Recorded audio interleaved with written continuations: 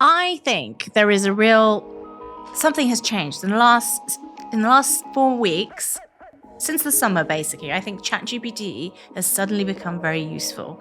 And if you know and use it smartly, you can make really big strides in what you're doing. And it can help condense maybe 2 weeks worth of research into a few days, which is really helpful. So you think the AI is helping them to do deeper research, investigative journalism, because they will have said something on the internet somewhere at some point they've forgotten about. So suddenly you're much more effective. And so those days of being able to bury news in some ways disappear, because also by definition, I think AI can't contradict itself. It's like HAL 9000. So it has to it will by extrapolation realize what has happened in the dark holes. Inevitably, people are going to stumble across big dark secrets.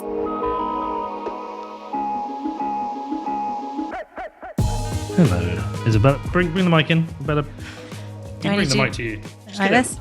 Right, really kind of Bon Jovi style.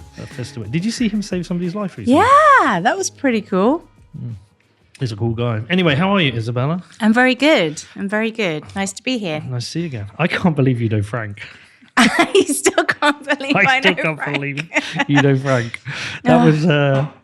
I knew when she said that, the first thing he would have said to you was, Beanie!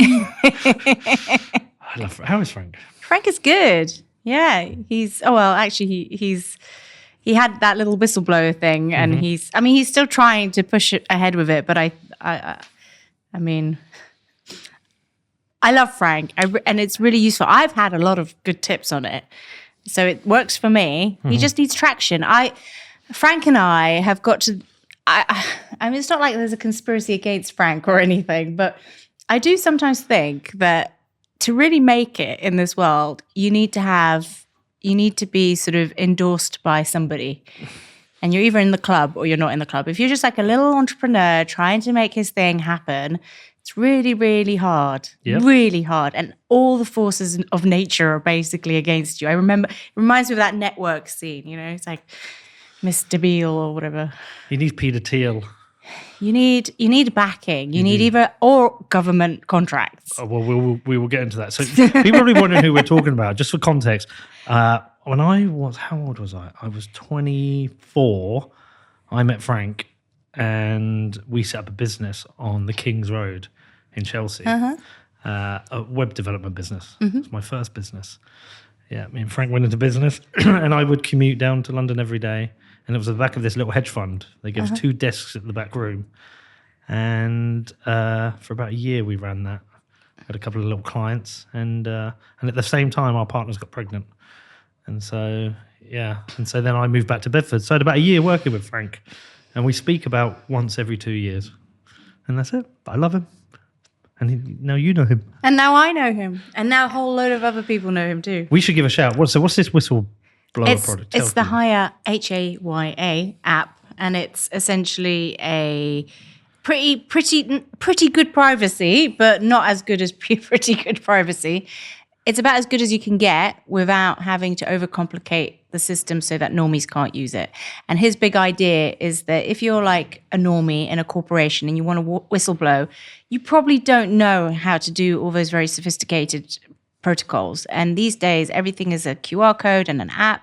So he set it up in a way where you can, there's a chat, which is multi-directional, but essentially if it's like a institutional one-way channel to either the internal whistleblower sort of team or like a journalistic body or some sort of institution that wants to encourage transparency.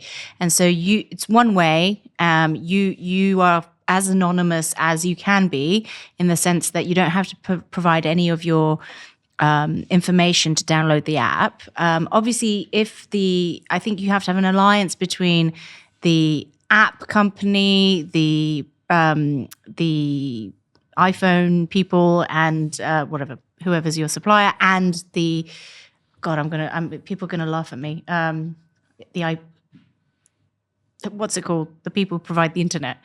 Between those three, they could work it out, right? Okay. But that's a lot of alliance. Like you'd have to be incredibly terrorist Yeah. for it to. I mean, you'd think they wouldn't come after you for like, just a regular corporate whistleblow, but you never know what interests are out there. But it's as good as you can get, and the real point of it is, it's about making that first outreach easier. Yeah. So often it's how you can sort of contact someone that's the problem, and then after that you can go off platform. But it's just being able to tap someone and go, I have a story. There is a problem. Like with Edward Snowden, that first point of contact was the real issue.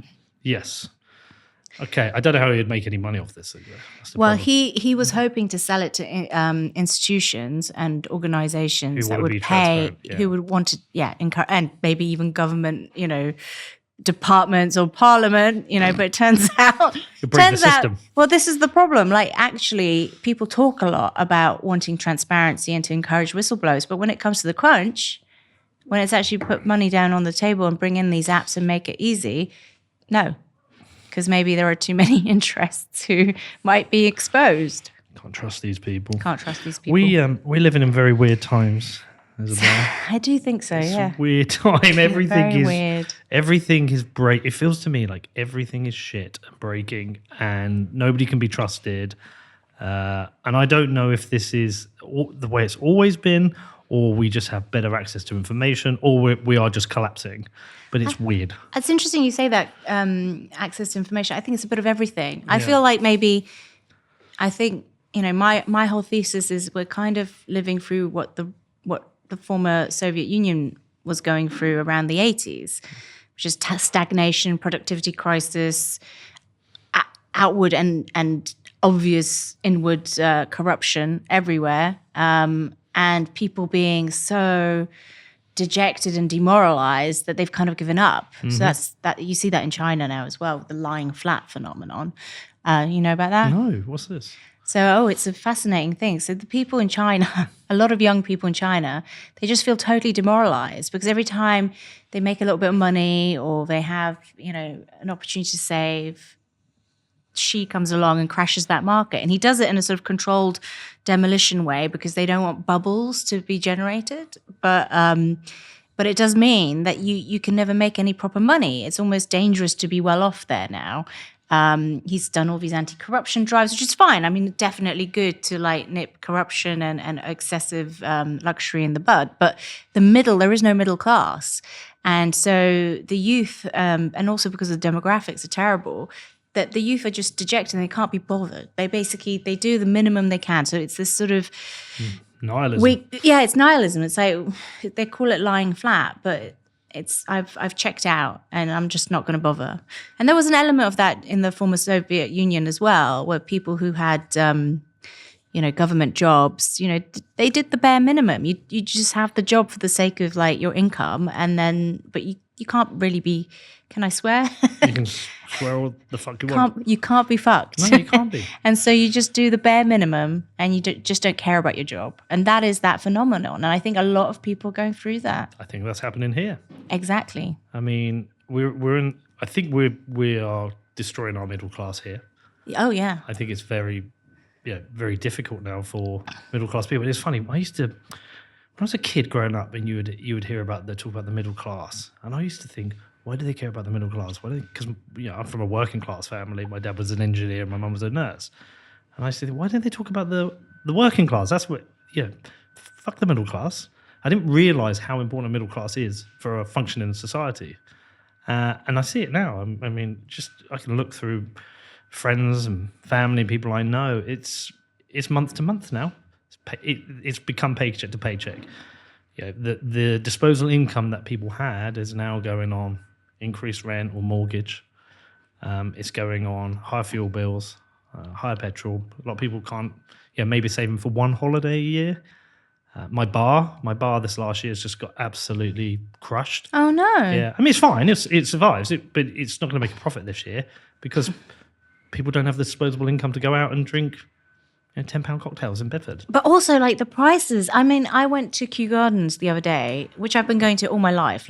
And we just sat down in the cafe it was me, my husband, my 6-year-old daughter, and I swear to God, I ordered a soup, a watercress soup, because I wasn't that hungry. She ordered the kids' mac and cheese, and he ordered a risotto. We had 1 orange juice, 1 sparkling water, and 2 ciders. Should be under 20 quid. Do you know how much it came? It came to £73. What? I nearly died. Hold on. So how much are they charging for a kid's mac and cheese? I don't know, because I didn't even look. I never even thought. I'm trying to do the long math here. If they're really taking the piss, they're charging £8 a cider. They might be charging 12 quid for a kid's meal when it really should be 6, 7. Your soup, probably 15, and here's 20, 30. I think I'm getting there. Yeah. Yeah, it's ridiculous. It's ridiculous. That's everywhere now, though. Everything's just got so expensive. And obviously, supposedly, inflation is checked, and Rishi won the great inflation battle. But I don't think people appreciate that it means higher price levels are here to stay. Yeah, and you can still get sort of pockets of inflation. So inflation is an aggregate number, but so you can have sort of maybe mortgages going down, although mortgages aren't always included in inflation figures, but but you can get sort of other things like cost of fuel going down, but that doesn't mean your day-to-day sort of leisure activities are going down. And leisure activities, I think the cost of just having a bit of fun and having a life is it's completely out of reach for a lot of people. It's shocking. Yeah. And we got this weird place now whereby, like, for example, concerts. I used to always think, God. It's insane. I mean, you're paying 150. First concert I ever went to was Guns N' Roses. And I think the ticket was New 15. Kids on the Block. We're both cool. I'm sure the ticket was like 20 quid or something, 15 quid. This is at the MK Bowl. Yeah, all right, 30 years ago. But now it's starting price of about 120 quid for a big concert, if you can get tickets. Mm-hmm. And then we're in this weird place where some concerts now, people are paying £1,000 on the black market to go to Wembley. I used to expect, I remember I wanted to go and see Pearl Jam. They hadn't played in the UK for years. They played... where was it? Shepherd's Bush. And the tickets went on sale. Obviously, I didn't get one. And I think I paid double on the black market. I was like, that's a lot of money, but I was okay with it. Like Oasis, I'm like, I'm not paying £1,000 for a fucking ticket. Me and the kids, I want to take my kids to see Oasis. For 3 standing tickets, it was looking around £2,800. I'm like, that's a holiday. That is insane. It's like this whole Taylor Swift thing as well. By the way, I figured out that the way to do Taylor Swift is go and see her in another country, like Poland, where apparently there were still spare tickets. And you get arbitrage. Yeah, exactly. Yeah, but it's just across the board. Things have got just super expensive, and I think it's going to get worse. Looking at the Labour policies that are potentially coming in, inheritance tax, capital gains. They've already done the school fees. They've taken the VAT off. Which, by the way, I don't understand what their argument is when they're saying these aren't charities. We don't charge VAT on kids' clothes. Why are we doing it on education? Education feels like one of those things we shouldn't charge VAT on. I mean, disclosure, I have a kid in private school, right? Yeah. And it's tough. And these schools are just going to get shut down, and those kids are going to go to state school. So I think this week they've realized that actually there might be an issue on the cost benefit front on some of these policies, in that they might inadvertently lower the overall tax take, because when too many billionaires and rich people leave the country, there'll be deficiencies elsewhere. And I think that happened in Norway, by the way. So Norway, they implemented 1.1% wealth tax with the goal of raising 140 million. So many billionaires left, they had a 480 million fall in revenue from it. Exactly. And I think this week they've kind of realized that might be a thing. So she's like the headlines this week are like Rachel Reeves watering down maybe some of these policies. But on schools, I don't see, the only thing this will do is encourage a lot of private schools that are on the, that are already struggling, because demographics are already hitting schools. When you talk to private schools, they say, the intake at the lower level is already really rubbish, just because of demographics. So my kid's school, like there were 10 in her class. 10! There were 24. She's at the same school I was. Have they announced the price rise yet? Yes. It's going to be like 18% or something. So disclosure, my daughter's at a private school. Oh my God. Yeah, I know. Well, so was violin. Moaning, but like I think it's an important thing to discuss and just accept it. My dad was working class. He worked to put us through schooling. Yeah. He could only do it through overtime. He used to work 4 days on, 4 days off at the airport. Every day off that he could get overtime, he would do it. And sometimes he would do something called the go shift, which is 24 hours, because he said, the one thing I have to get you is a good education. And so, but it was achievable for somebody working class with overtime to put them through that. My dad couldn't, the modern era, my dad couldn't do that. And he said to me the same, you have to do the same. And now I can deal with these price rises, but I know people are pulling their kids out. And so what they've done is they've made it even more elitist. The school my kids go to is oversubscribed. So what they're going to have to do is just open up to basically more thick, rich kids because they need the intake. Yes, exactly. And so actually it undermines like middle class and lower class kids getting into private school. But what they miss also is so the school, the charity that runs ours, they provide 400 bursary places a year out of the cost of doing it. So they are a charity providing education to talented young people whose parents can't afford it. Yes, exactly. And that is a really good point. And I think it comes down to this thing where we have this culture of demonizing people bettering themselves in this country, demonizing successful people, wealth creators, people who want to put their kids into education. And I just don't think it's healthy. No, you need something to aspire to. I mean, obviously, perhaps at the top end, people have gone too far. And I think that's one of the issues is that people equate middle class, the middle class sort of stratosphere with billionaires. It's totally different. So this is one of my ongoing critiques about, everyone freaking out about Liz Truss trying to lower income tax. That applied to salaried workers. That was for pay-UIE people, right? It wasn't going to affect the top billionaires. That was her throwing people a bone who were going to be already under pressure from higher mortgage rates because of interest rates going up. These are the sort of people who live, at most, they're lawyers, accountants, people who are salaried. They're not people who are paying themselves through dividends. So it wasn't like she was trying to elevate the billionaire class at all. I think that was completely miscommunicated. It's a shame because I think her major failing was communication. Yeah. And I don't think she was necessarily wrong. I think she was like the last chance we had to avoid what is coming now.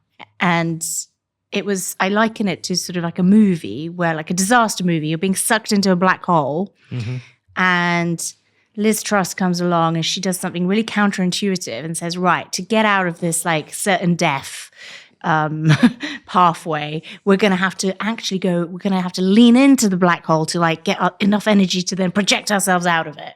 And people were like, no, you can't lean into the black hole. But that was the kind of logic behind what was going on. It was a sort of go for growth thing that we last saw in the 70s, but then we also saw it with Maggie Thatcher. And it did work to a certain degree. We can quibble and discuss whether it changed Britain for better or not, because there were sacrifices. We lost a lot of industrial, sectors as a result of it. But overall, it did give us a bit of a lifeline for a few decades, right? And but now it's the other thing that I also think is unfair with the Truss treatment is that Britain is by no stretch or by any means the only country going through this. When you look at Europe and even to some degree pockets of America, it's the same stuff going on. Like we have, especially in Europe, especially like France, Germany. Oh my God, what's going on in Germany at the moment? And this is really undercovered in the UK press. So everything we're so self-loathing that we kind of forget because of Brexit and things like that all of Europe is suffering from massive stagnation. And people are only just realizing this. This is our moment of what I've been calling perestroika. Like we have to reform or die. And like Keir Starmer has said it himself now. It's unfortunate that it also inadvertently is promoting Nigel Farage.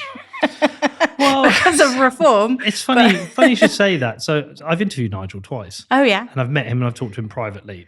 And I really enjoyed our private conversation. Oh, I think right. he's a very reasonable person with very reasonable ideas. And I was discussing this with my brother recently because my brother's not a fan. He just thinks he's a populist. And so I went down the ChatGPT rabbit hole and looking into what is wrong with populism? What is wrong? Because clearly there's pros and cons. But generally speaking, populists tend to be a voice for the more common man, which I always think is a good thing. And my argument about Farage is he is just a response to everyone else's failings. And if you fail to represent the common man, and if you have this elite class of vultures who are enriching themselves through cronyism and corruption, and if you don't listen to them, you're going to get a populist. And so I don't dislike Farage. I dislike the people have made him a necessity. Created the conditions that bring Nigel Farage around. I mean, again, I think it was very similar in the 80s, somewhere like Poland, where you had an intelligentsia that was entirely kind of living in a little bubble in cahoots with the establishment, which was the Communist Party. And the great irony was that the communist system was not working for the working class. And so when you look at how communism fell, it fell from a grassroots working class protest movement that came from the shipbuilding area in Poland, right, under Solidarity. But that was in complete opposition to the intelligentsia. There were, a few intelligentsia people who were maybe supportive of the movement, but by and large, it was the exiles and it was the working classes who brought down communism. Yeah. It wasn't the comfortable government job people in Warsaw.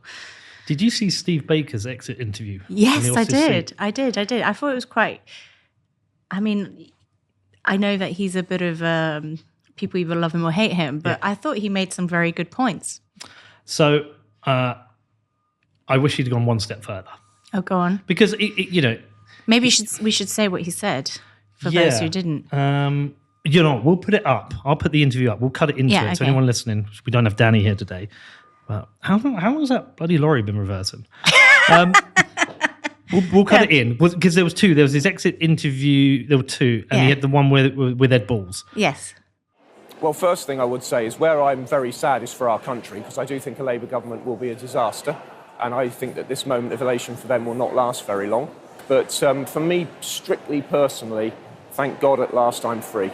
In the end, I got into politics over three matters: that your government rode an enormous credit boom within which the money supply tripled, leading into the global financial crisis, a massively manufacturing injustice, a sense of injustice which has led to many of our subsequent troubles. You know as well as I do that these big treaty changes with the European Union, and indeed the monetary system post-Bretton Woods, is 50 years old, it's now breaking down. And I'm afraid you and George are as bad as each other on this particular score. Neither of you ever really understood monetary economics. And I've wasted a lot of breath in the House of Commons trying to explain to George in particular what was going on and the kind of injustice it was manufacturing. Well, much good did it do everybody. And now with the nation seething with a sense of injustice, economic injustice, of course they are. They can't afford house prices if they're young. Why? Because cheap credit was pumped into a housing market in which supply was constrained by planning laws, about which neither of you did anything. So, at last, as I say, I'm free, thank God. I wish he'd have gone a step further. He said he feared for our country and what's going to happen under Labour. But I think if he'd gone one step further and just said, fully himself, government isn't working, looked inwards, because it's a problem of government. It's not a problem of party. It's, I didn't vote this election. Oh, who the fuck am I going to vote for? What's going to change? Whichever party we have, it's going to be high tax, surveillance, mass surveillance, bullshitting and lying to us. And I don't believe any, there's nothing to vote for. And I really want to get Steve Baker on here and talk to him about it, because I think they all must know on the inside this isn't working. Labour must know they're not going to fix this. How are you going to get more growth by taxing more? But this is the thing, like Labour knew this. There was that great moment in the campaign where the IFS, the Institute for Fiscal Studies, basically came out and had a press conference that said everyone is lying. Everyone in this campaign is lying, and they know that there are terrible things that are going to happen. And no one is being upfront about it. And of course, as soon as they gain power, Rachel Reeves is like, well, actually, it's certain doom. Like it's going to be really awful. You know, she's come into power. Like it's the fastest any winning party has like collapsed in the approval ratings. As far as I know, it's insane. And she's come out, said all this sort of doomy, you know, all this doom talk. I mean, it's absolutely extraordinary.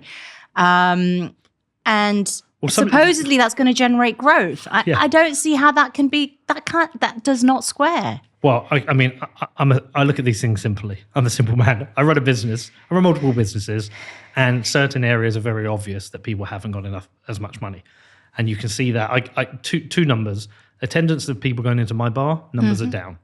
Okay, and average spend per person on a match day of football is down. And so both of those are indicators people have less money. Very obvious indicator. If you want growth, you're not going to achieve this by giving people less money in their pocket every month. If you want growth, you have to make sure there's more money. If more people are coming into my bar or my football club, I'm going to invest more in those facilities, which is going to create more jobs. I'm creating less jobs because the people aren't spending as much. Now, if you layer on more tax on top of that, if you layer on higher taxes, you're not going to get growth. I don't believe. Like, what is it these people know about redistributing my income better than me? They don't. And yeah, I mean, that is all a given. I think it's important to put everything in the bigger picture, though. Like, why are we here? Why is this happening in the UK? Why is it happening in Europe? How come, actually, to some degree, America is defying it? Bidenomics kind of working. I mean, you certainly hear about it working. Is it working? Is it really working? In terms of, I think there are, on an aggregate level, definitely seems to be working. Growth is doing better in America than anywhere else here.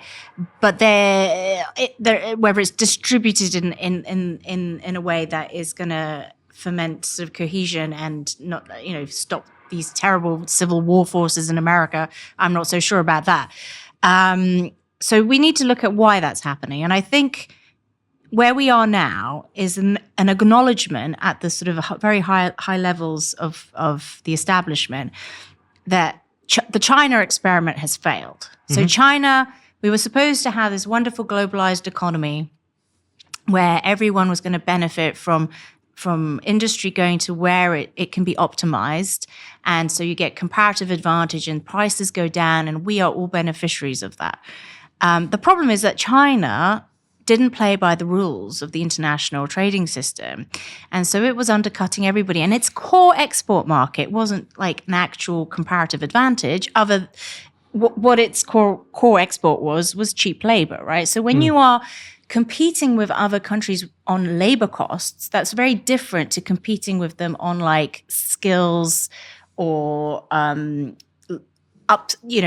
resources, technology, manufacturing capability, or other sort of specific local advantages that you have because you are in China. Say you're near like resources or hydro or whatever. You're exporting deflation because you are kind of enslaving a part of your population and saying you can't grow. That's why you have this lying flat thing.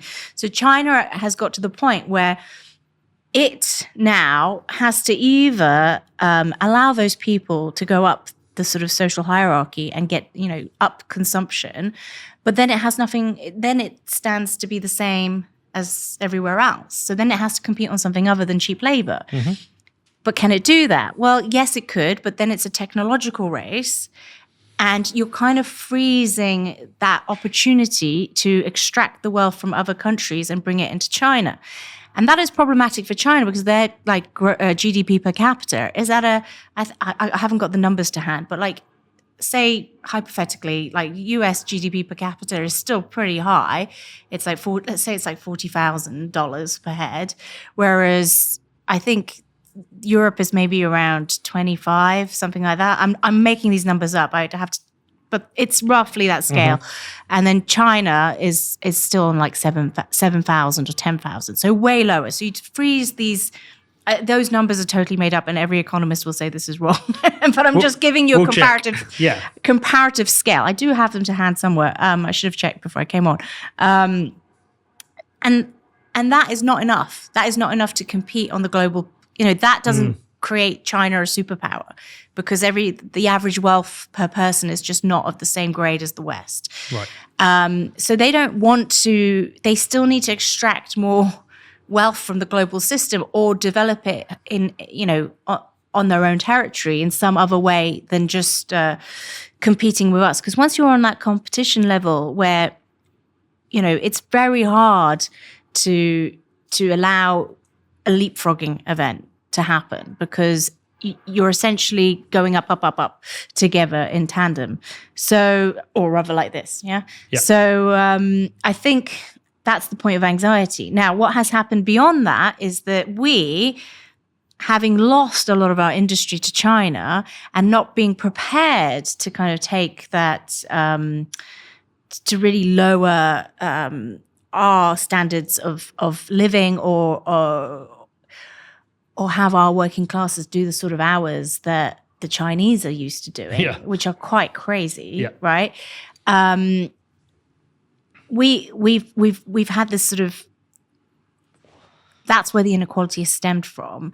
And we, in that context, have decided now the only way we can compete with China is by becoming more like China, because it turns out that maybe we need a bit of like industry ourselves, but to do that, we need to be protectionist. And so we're basically throwing, the irony is that everything we have been preaching at China all these years, we are now doing. we're going commie. We're going commie, exactly, because there's no other way to compete. And I think in that context, there are three general points of view. It's like, one is we've got to go commie because we can't compete with China unless we do, but this is just a temporary thing, and we're still fundamentally, fundamentally we are still capitalists at heart, but it's kind of means, ends justifies the means sort of thing. Then there are the people who actually do believe the China model is better. And this is a great sort of epiphany for the West. We should all only have 5-year plans. And then there's the sort of, I guess, the Liz Truss side of the equation. Like, no, we shouldn't go there at all.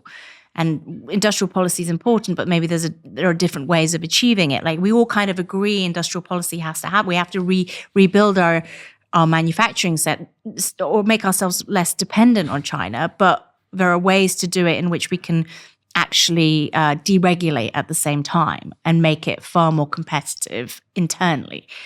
What is our perestroika? Well, I mean, what's the answer? What is the answer? What is the answer? If I had an answer, I would be a Nobel winner. Look at what's Draghi. So, have you been watching what's been going on in Europe? No, talk to me. So Mario Draghi, who is like chief technocrat of the world, has been wheeled in to kind of save Europe. Now, for many years, we've been in denial about how crap things are in Europe. I think people kind of knew, things were crap, but because of Brexit, we couldn't admit it that Europe was suffering as well. But then Ukraine happened, and obviously COVID happened. Inflation went crazy. Germany lost its access to cheap energy. And now it is self-evident that the European system has to be totally restructured. Not just because of the energy thing, but they've lost Britain, which was the financial center. Ukraine's coming in with a massive agricultural element to it, which is going to compete with all the other remaining agricultural centers in Europe, like France. That will completely upset the status quo in terms of the common agricultural policy. So it was very clear that you couldn't just keep going. So my take on it is that there was inevitably going to have to be a restructuring of the 70s level scale, because that's really the last time we restructured the EU, which was after the steel and coal norms had to be because steel and coal was just no longer an effective way to prioritize trade in the EU, given all the other globalizing forces, right? So Mario Draghi is kind of wheeled in, and he goes to work. He's commissioned to kind of save Europe. And he's super secretive for about a year. Like nobody, this is very, very unusual in Europe, because apparently my colleagues tell me leaks are like the norm in Brussels, but not out of Draghi. Draghi's working with a really small little contingent of economists trying to save Europe. And finally, like after a year of work, it was delayed for a while. He comes out with it last week or 2 weeks ago. And he reveals that, yeah, it's true. Europe is failing. It's going to be, if we don't restructure now, there's going to be a slow agony that faces all of Europe.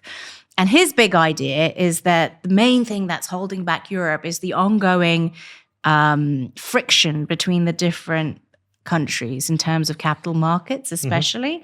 So very often, you have a lot of home bias, and you have a lot of, companies can't necessarily sell to all of Europe very easily, because there is a general kind of the French by French, the Germans by German, and national champions do exist, but on a country level, whereas they want to create European-wide champions that can compete with America.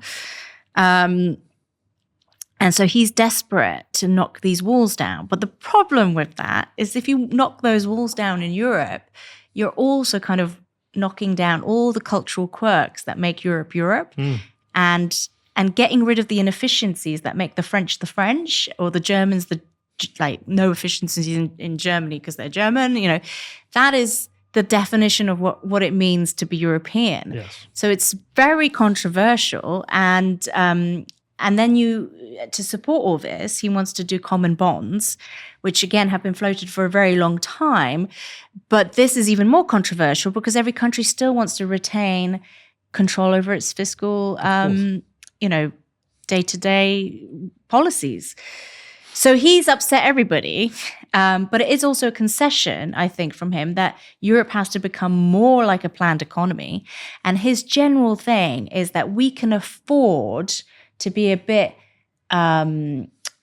more industrial policy-ish, providing we have a lot more competition internally across the home market, right? So that's his up competition internally to make Europe even more competitive on the international front with China. At the same time, and this is becoming boring, but it's fascinating. At the same time, he has also decided that certain industries we're just never going to be. We're never going to be able to compete with China on. Like there are certain things that boat has sailed. So that's like the solar industry. Forget about it. Like we're never going to outcompete China. So give up on it.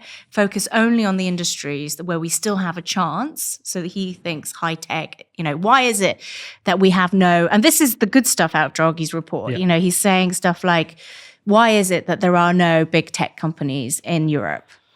It's because we have completely overregulated the sector. We've made it impossible for a startup to compete with an American one because, before we even had AI products, we had regulation for how to, manage AI products, right?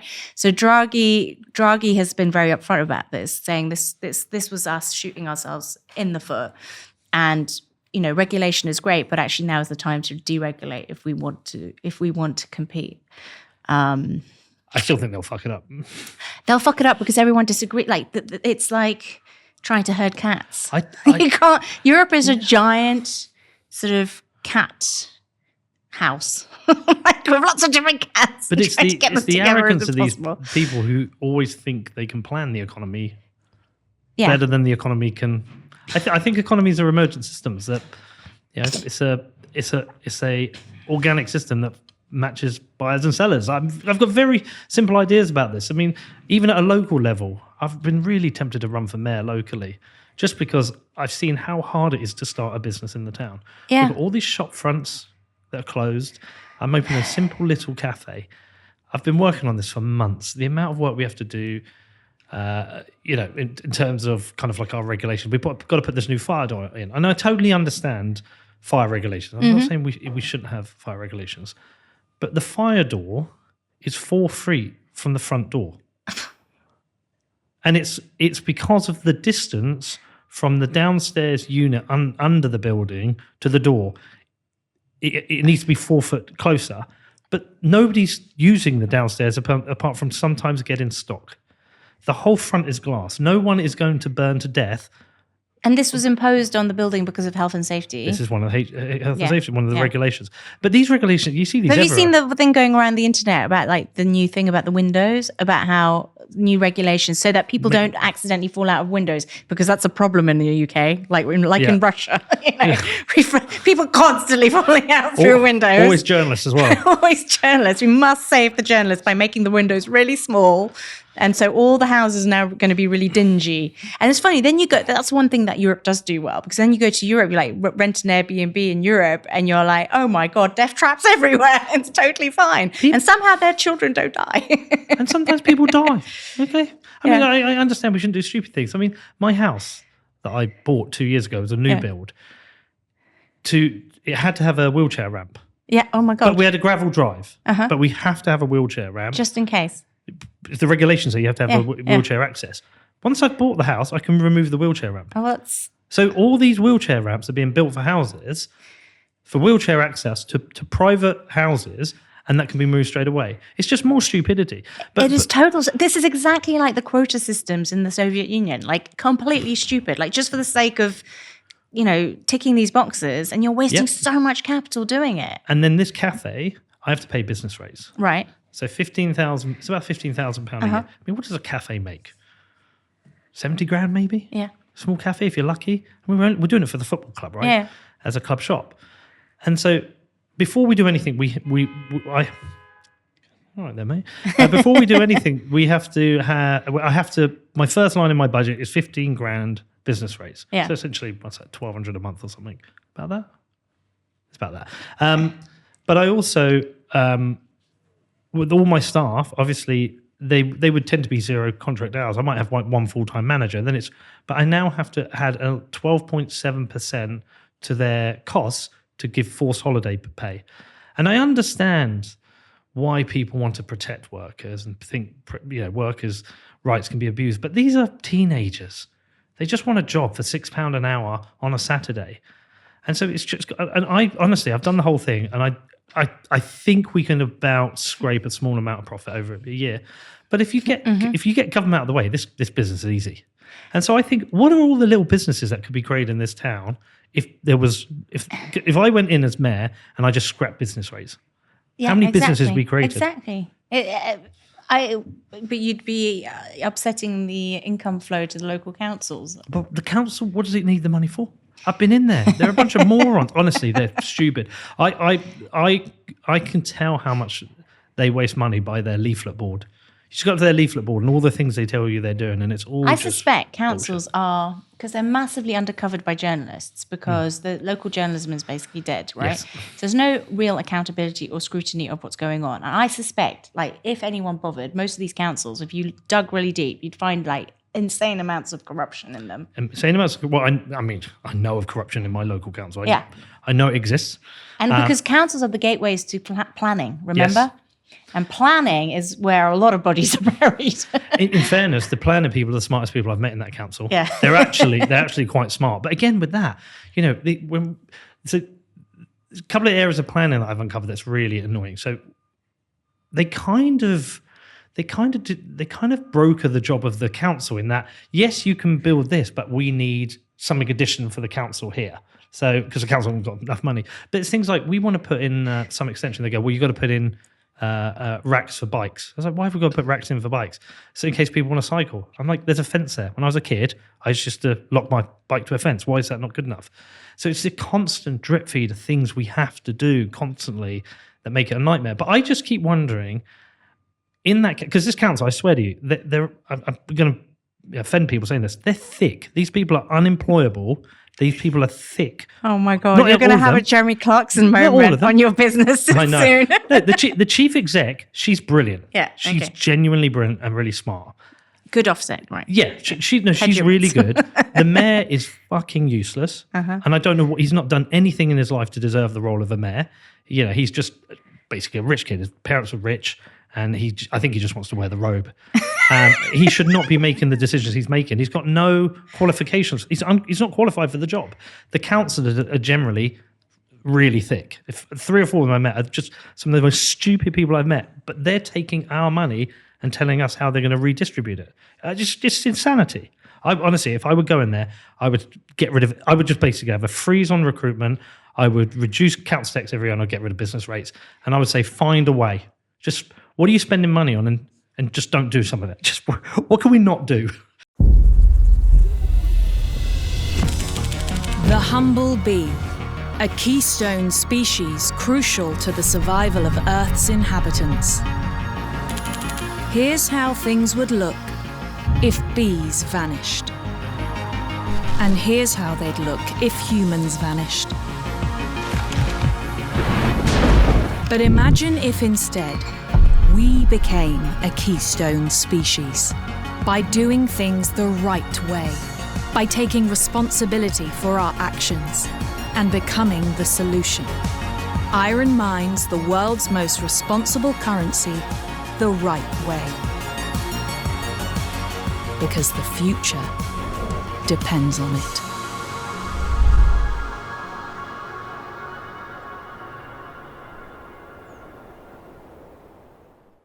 Something has to happen. I mean, because we have so over-regulated now. Yep. To the point that, like you say, you're fearful of employing people because you can't make a mistake with employment anymore. Like they've weaponized it. Yeah, and naturally, actually, all that does is encourage automation, because you can trust a machine, and much more so than like your own judgment sometimes in terms of hiring.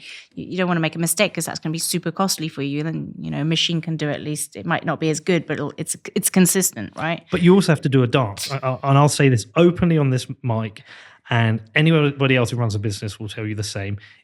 If you want to get rid of people, you can. You just have to go through this dance, and it's a process, and you have to do the consultation. And is there another job? No, there isn't. As long as you follow the process exactly correct, so you follow employment law, you can get rid of people. But you can get rid of them. So all you've done is you've introduced a dance and a waste of money that you have to spend on employment law, and a waste of your own time productivity because you're doing the dance to just get rid of someone. It would be far better for the economy. If you want to get rid of someone, you should be able to get rid of anyone. Yeah, because who wants to hang around in a job where they clearly are not wanted? But I get it. If you get rid of somebody because they're black, a woman, gay, any kind of discriminatory reason, yes. Productivity, absolutely. But I'm talking about like competence. Yeah, if you don't like someone, you don't think they're good at their job, you want to get rid of them, you should you can in America, it's easy. I do admire the whole like Elon going into Twitter and just going, "You're fired." Yeah, but that's what they should do in government. That's what Vivek Ramaswamy said in his campaign. One of his policies, he said, "I'm going to get rid of half of the federal government. We're just going to go on social security number. If you're an odd number, you're out." We'll find a way. He said we'll find a way because. Well, have you heard about what this whole thing in Bangladesh? So every year there are so many government jobs that come on the market, and there's not enough. There's like elite overproduction, and so there's a scramble for these government jobs. Yes. And this became a massive issue because, like, how do you essentially give out these jobs which are not meritocratic? Yeah. So they had an allocation, a quota system in terms of like who you were, and if you were a descendant of one of the revolutionaries who helped bring about independence in Bangladesh, you had an easier pathway to one of those jobs than if you were from a different demographic. So there were these quotas, and people got very upset because it was non-meritocratic, and the students protested. The students protested, right? And it brought down the government. And Sheikh Hasina has had to quit somewhat sharpish. Died, though, yeah, I know. So there was a big, I think the government tried to suppress some of these protests. Did you know that Sheikh Hasina, her the current city minister is her, I think her niece? Niece? Yeah. I knew there was a lot of corruption in Bangladesh, and I knew there was a lot of nepotism in the issuance of these jobs. Yeah. And I heard about the protests. What I didn't realize is a lot of people died. Yep. Terrible. But I would do the same. I mean, again, I'm very simple about these things. Yeah, we all live by a certain rule that if we don't pay our mortgage, we get our house repossessed. So we have a budget. And if you borrow more, you have to pay that back. And, we all try and live within our means. And if we fail, there's a punishment. But the government has it, like local government, central government, all have their own rules. And they can just borrow infinite amounts of money. And because they can, they do. And we're now, what are we, 2.3 trillion in debt, 100% of GDP. It's only going to get worse. And this inflation thing where we started, that's going to come back in. There's a lady I interviewed called Lynn Alden. I don't know if you've... Yeah. Amazing woman. And she said, this inflation isn't done. We're on a cycle here. Yeah, what's going to happen is they're going to have another period of massive credit expansion, and we're going to have another period of inflation. We are heading towards Argentina, which Milei told us himself. Did you watch his speech at the WEF? Oh, yeah. I did see that one. Brilliant. Yeah. He said, I could tell you the future because we've lived it. I can tell you your future. And I fear for it all. Well, I think, you see, this is the thing. Like, automation could really help. I mean, there's a lot of people who are worried about AI displacing, for me, if AI displaces lawyers, that's a great thing. Do we need any more lawyers? No, I don't think so. So there are benefits. It would make all of us more productive, and that's great, as long as we don't fire people. As long as we maintain, because you don't want to get rid of the kind of nice jobs in society. Ideally, you make robots to do the shitty things in society, the crappy jobs that nobody wants to do. Toilet cleaners, where is my robot toilet cleaner? That is really value add, right? But instead, we're creating these tools that are going to encourage companies to just shelve all these, cushy jobs, which we should be aspiring to maximize, and because that's what we want to do. We want everybody to go up the social, hierarchy, and that's where I worry. But that said, I think we are at the point now where there are so many bullshit jobs in that level that it's weighing on core productivity on the sort of manufacturing front. And that is why nobody has really figured out that, so much of our wealth the last 20 years is the product of repressing many people in what was used to be called the third world, right? So if we want them, and certainly a lot of wealth has gone there, don't get me wrong, but again, it has created. It's encouraged inequality, so that it isn't fairly distributed at all. So you have a lot of billionaires, and then they're propping up our luxury. And this is the only thing that Europe does really well is luxury goods.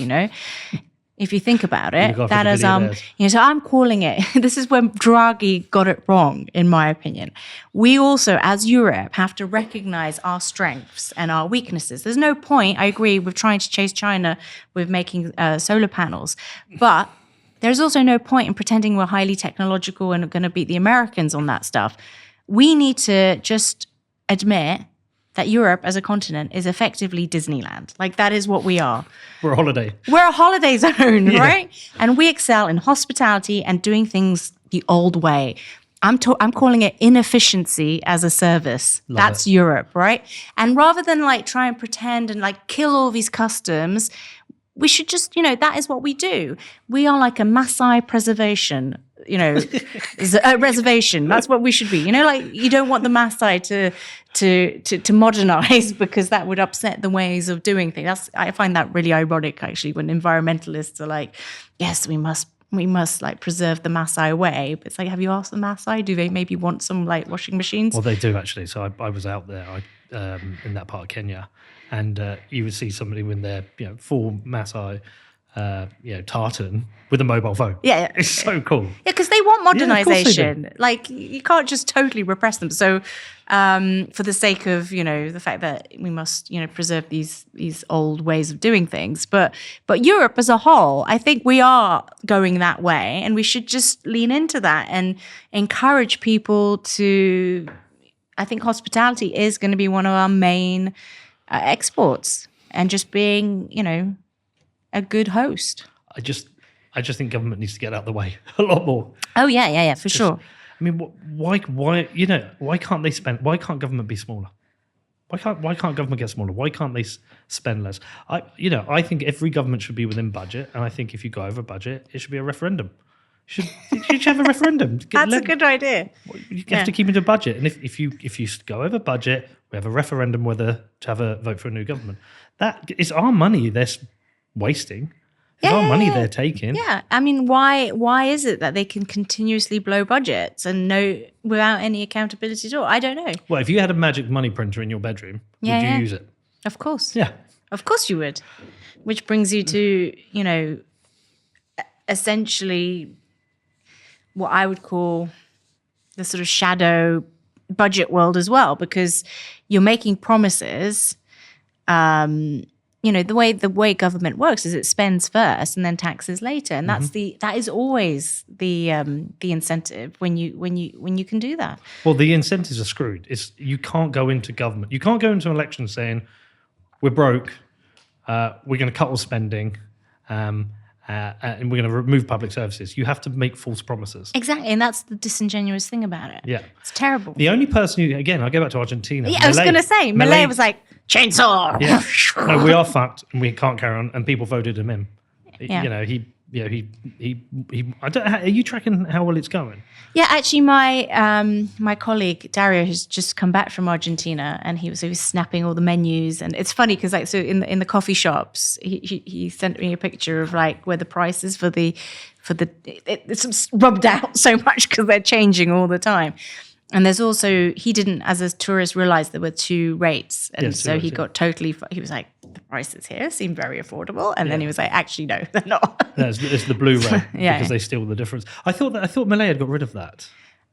Well, apparently just a few weeks ago it was still happening. I don't know. But there's money dealers. It's like buying weed. Yeah. It's like buying weed around the back of a Tesco. You go to a money dealer to get your dollars. Yeah. Because if you get half the value out of the machines. Exactly. That's it. So it's completely unaffordable if you do it the official rate, and then if you do it on, is it that way around? I imagine so. So the official rate is half the natural market rate. Yeah. And they keep the difference. Yeah. That makes straight sense. theft. But they that government needed money. They needed dollars. And what ended up happening is you do have this shadow dollar market. I mean, I remember going to a cafe there, and they said, this is the rate in Argentinian pesos. But if you want to pay in dollars, it's this amount if you pay cash. Oh, yeah. Cash discount. A lot cheaper. And so... As there is even to this day in this country, discount. Yeah. You wouldn't know. We wouldn't know, of course. Yes. Everything you get done around your house is cash discount. But fuck them, fuck the government. They take enough as it is. But I'm interested in that project. I'm interested to see if he can make a difference. Because it's classic shock therapy. Yeah. So what I think of Argentina is as all the other countries are going into what they're calling securonomics. This is like the term that Rachel Reeves has come up with. Oh yeah, the phenomenon is called modern supply side economics. Okay. And the key thing you need to know about modern supply side economics is it's not like supply side economics. It's actually the opposite. It's basically embracing the idea of a planned economy and realizing that actually we should do financial repression, which means some areas of the economy you won't be able to raise capital for. If it's not on the approved list, like these are the industries that the government says we're going to be competing with, you can get money. But if you're trying to raise money for the disapproved industries, you won't get a... I straight up want to do the disapproved industries. Of course. And ironically, they become more resilient because they don't have to... I always say, look at the drug market.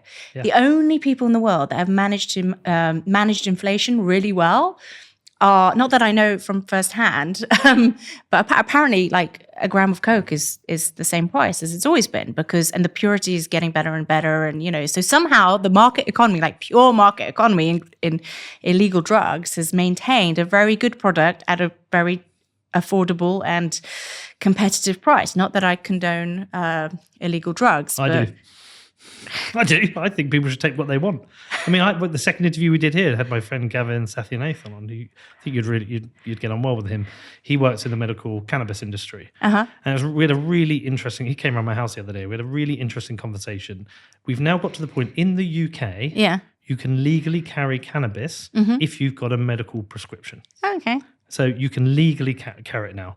That happened, I can't remember the name of the case, but it was the child with epilepsy. The parents went to Amsterdam. They got stopped at the airport and they had cannabis. And I think Sadiq Khan stepped in and they were allowed to have it because they were treating their son had very, very bad epilepsy. And so we've now got that. So we were talking about this. And I said, if I open a cafe in Bedford and it was called the Weed Cafe, can I open up an Amsterdam-style cafe that people can come in and consume the product on as long as they've got a prescription? He said, absolutely. There is no law that can stop you doing that. So I was saying to him, well, we should walk straight up to the edge of this law. We should walk right up to the edge of it because the truth is they did it in California. They had people walking up and down Venice Beach. Have you got anxiety? Yes, sign this, you can get cannabis. And so this is the way you go from prohibition to legal, is that you get medical approval first, and then it's to the point where so many people are consuming it, you might as well have it as legal.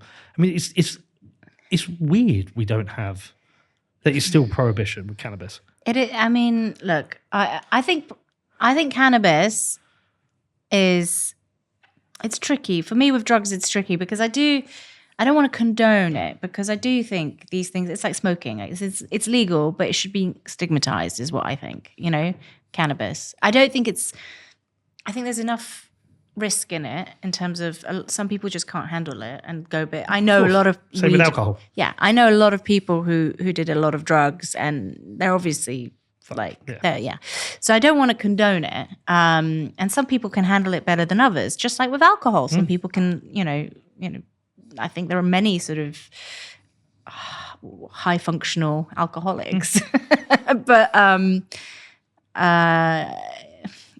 prohibition is definitely not the answer. It creates such look at actual prohibition in America with alcohol. I mean, that's where you got the mafia from. It's where you got all the sort of criminal underworld, and that criminal underworld has sustained itself even post prohibition, collapsed, and they took it down. Sorry, I'm not making any sense. That's another issue. I need other sorts of drugs. I need those drugs that make your brain work. Limitless. Yeah. but the county lines. Oh, county lines is terrible. The London gangs. All of that would be disappeared. Yeah. But you then run the risk of, this is the question of how much do you trust the legal pharmaceutical companies, right? Because they're still peddling snake oil, of course. But and anyone can do it. And I think whether, to some degree, actually, when you look at OxyContin, was it? Yeah. OxyContin, yeah. OxyContin, that's OxyContin. I never used it, sorry. Yeah, the Sacklers, right? Yeah. Huge criminal Heroin underworld. tablets. Yeah, that was just that was effectively what the end of prohibition would look like, no? Well, it depends. Again, this is where I don't sit with the anarcho-capitalists and have completely deregulated market. That family should be in jail. They're drug pushers, and they were in plain sight, right? And they've killed countless people in America. But you also have a problem that I used to take a lot of drugs. I don't anymore. I've been about over a decade since I've done drugs, but I used to do a lot of cocaine. I used to work in advertising, so obviously. I'm suddenly really snotty. So anyone listening, we're not doing cocaine right now. No, I did. I feel like I really have to come clean now, because I was just showing your producer that I go around with my little bag of, people always get the wrong idea, because I go around with this. That looks like a bag of cocaine. It's not. It's like this tea supplement for it helps with your digestion. But I think when I walk around with that, if the police stop you. Okay. Yeah. No, it's not. I promise you, it's. I can't afford that much cocaine. Yeah, that's Tony Montana levels. No, but there's the problem with fentanyl now. Yeah. That is widespread in cocaine, and I'm glad I don't take the drug anymore, because I'd be scared that I could die from any line of cocaine at the moment. So The great, Really? So it's all like yeah, people have regularly died in the US now. It's not here. It hasn't really come to here. because I thought like they had been really quite good at maintaining quality. No. So I don't know here. I just know in the. I mean, if Aidan had a quick look now, he would see it. There's the number of deaths from cocaine now is skyrocketed, and it's fentanyl. But it's across all drugs because fentanyl is the managing the dosage is very difficult because it's a tiny amount that will kill you. But the great thing about the Silk Road, when that website came about, is dealers got reviewed, and so dealers sold based on their reputation. So they had to produce a better product. So your price, that was actually quite useful. yeah, it was the Drug Policy Alliance said that the Silk Road made the consumption and trade of drugs safer. The drugs were a higher quality because of the reputation system. You would pay double for a gram. That's actually really very interesting. Yeah. And frankly, why doesn't that happen with the formal pharmaceuticals sector right now? Because you should have like ratings on drugs. I have no idea. But this was, you would, if you went to cocaine, you would order the sellers by ratings. Yeah. This guy's all 5 out of 5. And you read the reviews, great quality product, blah, blah, blah. And the interesting thing was you would pay double. You'd pay about £100 a gram. But the product was, because it was a pure product, it would last longer. You'd need less of it. And you would function better because there were less impurities. But you also, you took all the danger out of the trade. You know, excuse me, if you're a young woman and you wanted to get some drugs, you didn't have to go on the streets. Didn't have to go on the street. Didn't have to meet behind a Tesco. And if you wanted to buy a lot, you don't know if you're going to get a hammer over your head and have the money taken off you. So it eliminated all of that. All prohibition does is move the problem and create new criminal crime. underclass. Yeah, criminal Absolutely. underclass. But it doesn't actually get rid of the issue. And so, Well, my cousin died from a drug overdose, so I shit. feel very closely connected to this whole thing. And she was a user. She's my cousin. We grew up in exactly the same sort of environment, same education. Very similar circumstances. And but she got hooked very early on as a teenager. Ugh. Ended up doing heroin, and her life was just totally derailed. And largely because she had to go into that criminal world, and she was living on the streets, and she was in prison a couple of times, and it was a tragedy. And once you go down that pathway, you can't come back. It's so hard to come back. And sadly, she passed away last year. It's really, really very tragic. Yeah. I don't believe if we decriminalize drugs, we will, or even made them legal, we would suddenly have this epidemic of people suddenly taking drugs. Well, this is what my aunt has always dealt with it, and she told me, she said, I think actually having gone through it all, I think it's the best pathway. Yeah, and everybody I've spoken to in the police, I know a few people who work in the Met, every one of them says we should legalize all drugs.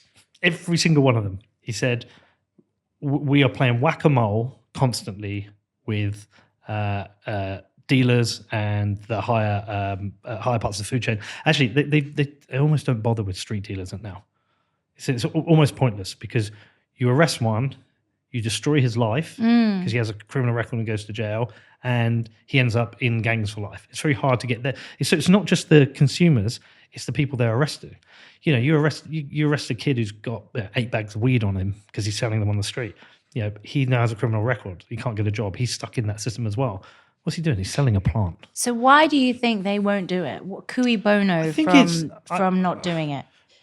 Would I steel man their argument? I don't even need to steel man it. I tell you, I don't think the government I don't think anyone has the appetite to take it on because I don't think it's a vote. I don't think they think it's a big enough vote winning policy. And for example, the Conservative Party, do they gain voters by legalizing cannabis? Maybe a few. Do they lose some? Probably more. They've probably tested it. They must have tested it.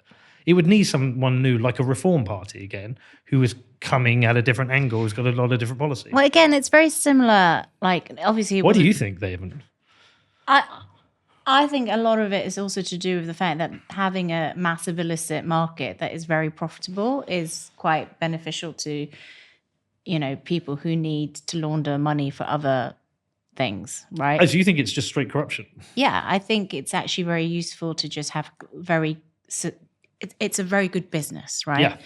that means it's a very dependable cash flow, which can fund all sorts of other useful shadow things, right? So if you legitimize the whole thing, then how would you source the payments for, you'd have lobbying, I guess, which is happening right now, but so you would have transparent lobbying, but you wouldn't be able to kind of do the backhanders. And I don't know, I think there is a lot of shadow stuff that goes on with the drug market, like that film, what was that film about? The drug wars, Traffic. I remember Catherine Zeta-Jones. I think that was the point of that film, is that actually there's a bit of a self-interest in maintaining it because there's a sort of revolving door between the drug cartels, and the power influence in the system, and everyone benefits from having a bit of darkness. I'll tell you what my radical approach would be. This is truly radical.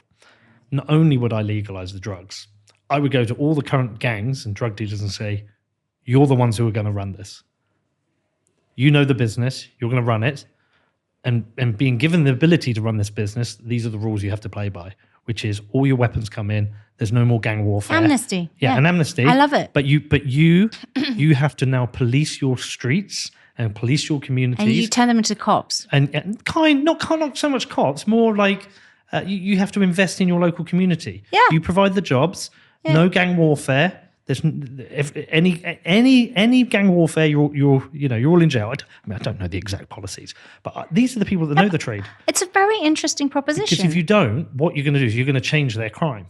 Okay, if you legalize they'll drugs, just go and do something else. they'll steal watches and probably prostitution. But I'd legalize that as well. Well, this is very similar to legalize everything. This is what Pompey did back in ancient times with the pirates. So Rome was being beset by the pirate scourge, if you recall. They were stealing all the wheat being transported from Egypt into Italy, and it was a terrible crime scene. Effectively, the Romans were always upset about it, and they couldn't handle it because the pirates didn't play by conventional warfare sort of rules. They weren't standing armies. They were these, it was like they were pirates, pretty much like the Houthis today, right? So again, Houthis versus the US Army, really, really difficult conflict because it's two different types of forces, similar to what happened in Afghanistan. Standing armies are good in, say, maybe Ukraine, where you've got two armies who know and follow the rules of law, of warfare, right? But not when it's all, every man for himself and we're going to do whatever it takes to bring down a massive army, right?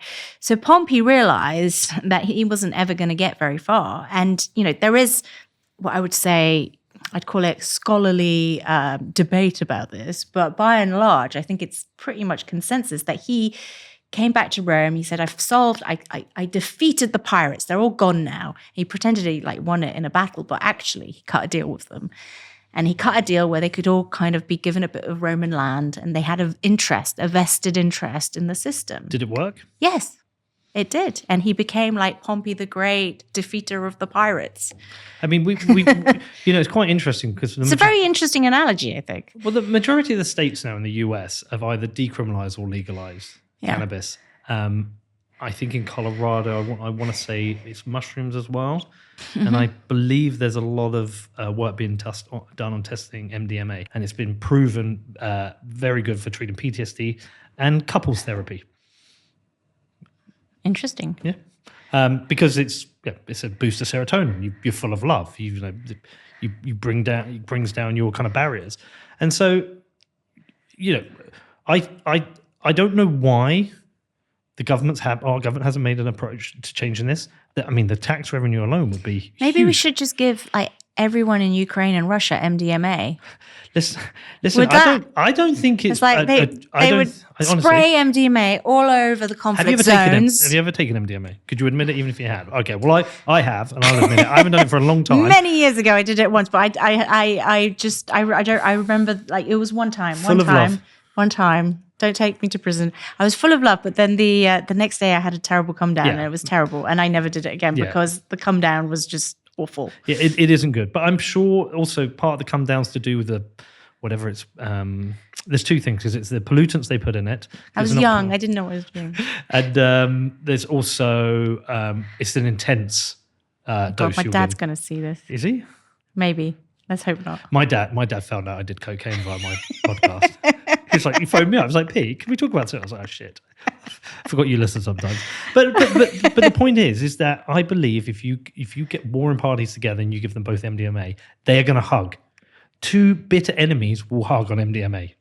They will hug because you have this. We should get it into the next G20 meeting. It would be really interesting. Imagine Have that a would rave. be that, like, instead of the stupid, like, okay, so you know, like stealth pager attacks. Well, instead of pager attacks, what if we just like spike everyone's drinks with MDMA? Those pager attacks are incredible. Yeah, Truly fucking incredible. incredible. But again, like, make you think, what else is booby trapped in the No, system? Maybe this. It's sad. I was in Lebanon about a year ago, making a film out there. And were you with us in Lebanon? You were, weren't you? Yeah, Aidan was with us and Kurt was with us. It was a beautiful country. People are brilliant. They've been through the worst. The Paris of the Middle East, or used to be. Used to be. Well, Yeah. they've had all their money stolen by the politicians. They've had Yeah. hyperinflation. They've had the port explosion. terrible. And now they're getting the shit bombed out of them by... we just emailed our friends there. My brother sent out an email. No, And it's they've- awful. They've all had to escape. Shocking stuff. Yeah, depressing. Okay. Well, I haven't looked at any of my notes, by the way. We've just been. No, it's good. Having a great little chat. We've covered most of it. The thing I did want to talk to you, two things. Yeah. I did want to ask you about. One of them is you have alluded to there's a lot of corruption. Yeah. Where are those pockets of corruption and how come it's happening? Like, So I think there are two. I've for a long time I had a series on Alphaville called "The Entire Economy is Fire Festival." So I think there are two main. by the way, do you know he's coming back and he's doing a fire festival too? No. Yes, because you know he's out of prison. No, I didn't know. He's doing fire festival Oh, too. is there? Oh Yeah. my god! Well, this time there might actually be toilets there, which would be good. So I think corruption is on two levels. So there is like petty corruption, like really, like a sort of insidious petty corruption where we've normalized what are de facto corrupt practices and glorified them in society as if they are okay. And that's like grifting, just general grifting has become a virtue in our society. And I think that is... Can you give me some examples of kind of things people... So a lot of it is what I would call zero-sum activity, not productive, but believes itself to be adding value. Okay. So a lot of, I mean, sorry, I know the crypto stuff, but crypto is a good example of that. You have a huge cottage industry of de facto Ponzi schemes. Yeah, well, but I wouldn't disagree. I'm a Bitcoin guy, not a crypto guy. I know. Well, there you go. So that is one key example. But within that community, a lot of those people think they're adding value. They actually don't realize they're grifting. Like, a lot of people think it's like, oh, yeah, we're doing great God's work, right? The blockchain economy is changing the world. Exactly. Yeah, it's bollocks. So that, and then you've got the kind of consulting grift, which is just, finding new fads that may or may not work and trying to convince everyone they do. And that is a grift. You've got grifting across, I mean, the consulting thing is just massive. Then you've got the sort of peddling of bullshit products as a grift, like Apple continuous updates, all that, anything to maintain a rent, right? Yeah. So that it's not really about adding value, it's about entrapment, and it's called rentierism essentially. Yeah. But it's again like I genuinely think that we think it's virtuous, and it's not really adding value. So we've forgotten about what is actual positive sum activity in the economy. So that is a big part of it. And I think that weighs a lot on the economy. And then there's just explicit corruption. Like in the UK, we have, the funny thing about our corruption at the political level is that the stuff that comes out is really petty. It's like Boris Johnson getting a Deliveroo or something like, oh, now we've got Clothing Gate, right? Yeah. What was it? 20 grand of clothing? Was it? Yes. I mean, what happened? Essentially, the shadow government all this time has been now in power, obviously, sponsored by Prada or whoever. Is that what it is? Something like that. Well, it's, they're getting, the idea is that they have to look the part, right? So they have to have nice clothes because you want your politicians to look good. So who pays for it? Do you want taxpayers to pay for it? Not really. They can't really pay for it themselves. Why not? because they don't earn enough to wear Prada outfits. Well, that's a different one. I think we should. I mean, I radically think we should pay politicians a lot more. There was a big hoopla recently because they wanted to raise their was it 90 grand? I don't know, pay them $500,000. I agree, because like if you want them to look the part, you have to pay them a lot. Also, if you want the best people, most people, if you're coming, most kids, I think, because otherwise they're corruptible. Yeah, but well, that's the Singapore model. The Singapore model is we're going to pay you so much that you won't be corrupt. But if you, they probably still are. But also, it's very dangerous now to be a politician. Yeah, you can get killed. You can get killed. That's what Steve Baker said. I get death threats. I don't want this shit anymore. But pay them more, because I think a kid comes out of school or uni, with a bit of ambition. I think most of them in their head have that target of 100 grand. I want to get out to 100 grand a year. Well, I can't do that as an MP. Or create a protocol where they just have to all wear togas.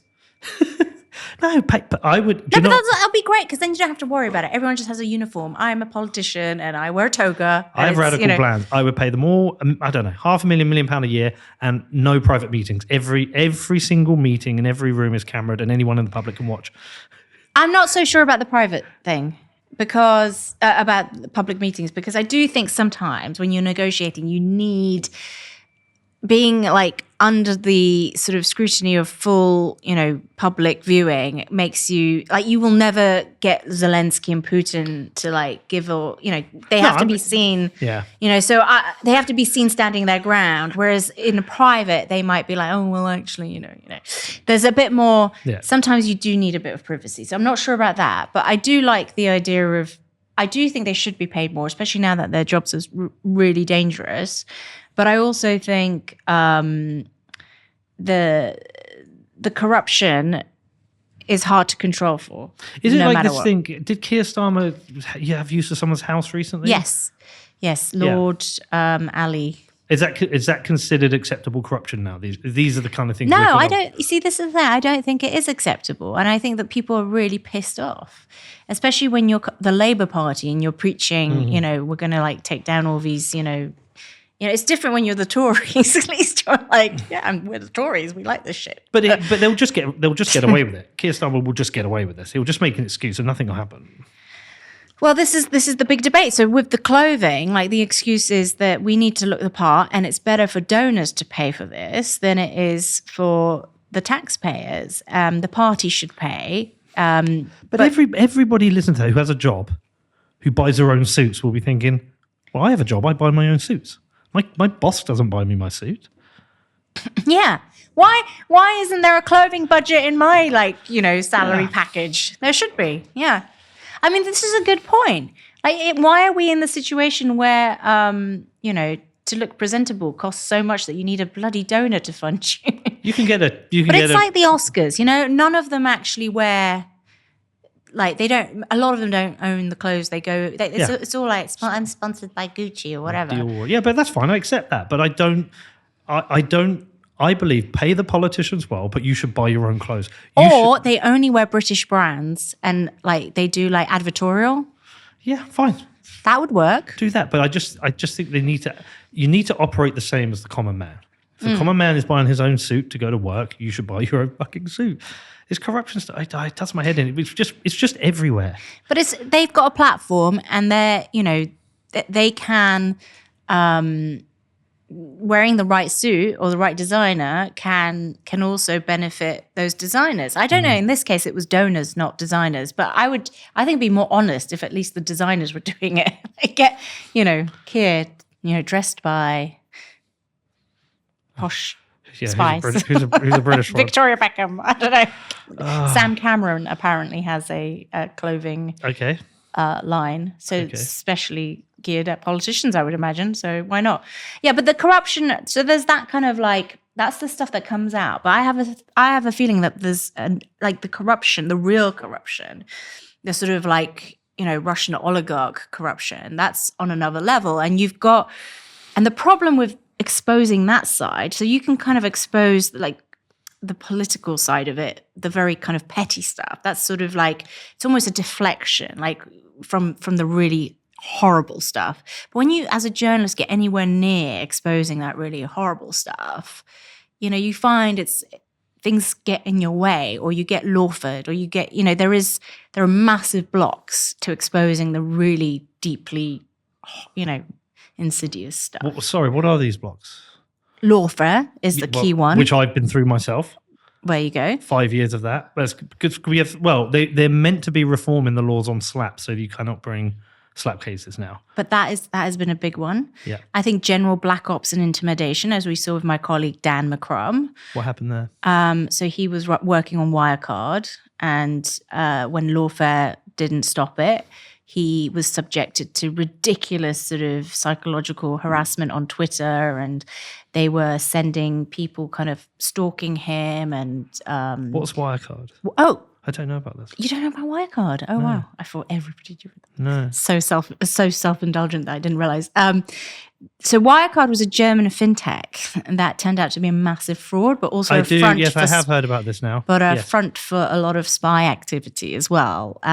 So the main guy, there's a question of the CEO was a guy called Marcus Braun, and his number two was a guy called Jan Masalek. And Jan Masalek was exposed as the real puppeteer of the whole thing.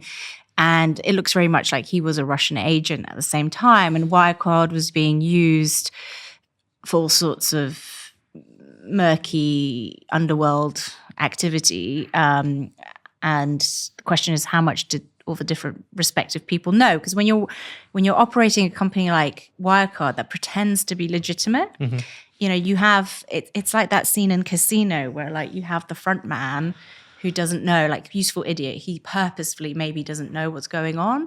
And there's a large part of it that has to be legitimate and so these people are employed and they all think they're working for a legitimate company. They don't know they are part of a fraud. Like that is that's why they're so hard to expose as frauds. And then there's a small layer within, it's like the firm, like the John Grisham but film. it's like...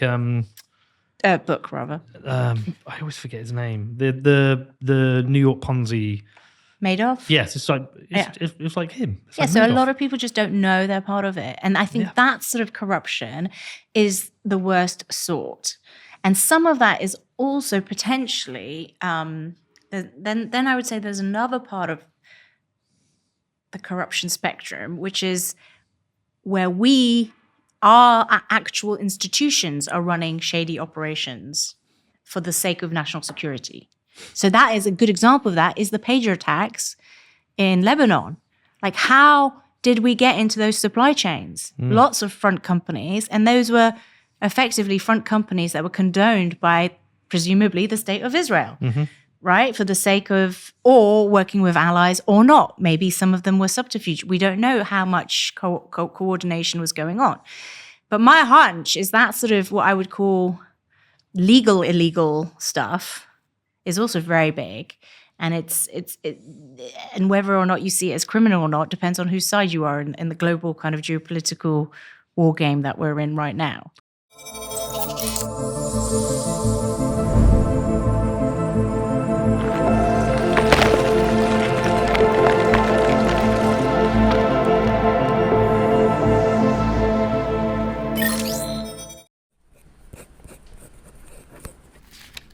Very important that you don't lose this, okay?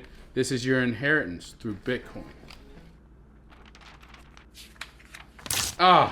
Let Bitcoin rip. Don't rip up your Bitcoin. Set up inheritance with Casa. Was your colleague worried for his actual safety? Yes, I think so. I mean, they were doing crazy things. They were trying to buy them off. Like Paul Murphy famously got so that's another thing that happens when you come very close to sort of exposing a big scheme. Sometimes they try to buy you off, and you're a journalist. You don't get paid a lot, so you're like, oh, well, actually, it'd be quite nice to get a bit of money.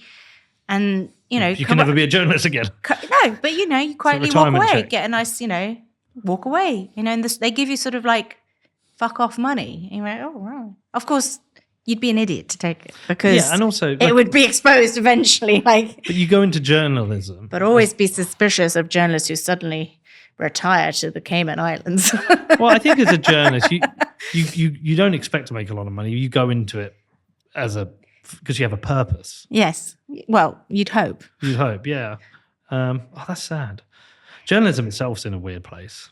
I don't really watch or read or trust much mainstream news It is in a anymore. weird place. And a part of it is also because of the way media is consumed now. So you get, I think, a lot of good journalism that just completely doesn't get the clicks because it happens. There's so much stuff. In fact, I was just saying to my colleague today, in the last 2 weeks especially, there's been kind of like a Cambrian explosion of very good stuff. And I almost can't keep up with it. It hasn't been like that for a while. And Coming from where? What all sources? sorts of networks, Okay. lots of media, actual mainstream media as well. And I'm really impressed. Like we've seen in the last week, the Mohammed Al Fayed stories coming out finally. I'd like. What have the rumors from that been around? all the Ongoing time? forever, but Really? he had to die, obviously, until... I used to work at Harrods, so I knew all about the rumors. Oh, so everyone knew. I never knew. It was like Jimmy Savile, yeah. Everyone... it was a known. There's another known that probably won't come out until the person dies. Huh. There's a lot of stuff like that. You're going to tell me? I can't because I'll be lawford. Ah. And I don't have the evidence like to substantiate it. I know like what people say, but The amount of this stuff again, it's weird. Like all this P Diddy stuff, it's fucking weird. What PDD? That's another one that's come out. Yeah. You had that whole like Tenet influencers being, there was a big network of influencers who were actually getting money from the Russians. That killed me because I think I've always found Tim Pool to be a complete dum-dum.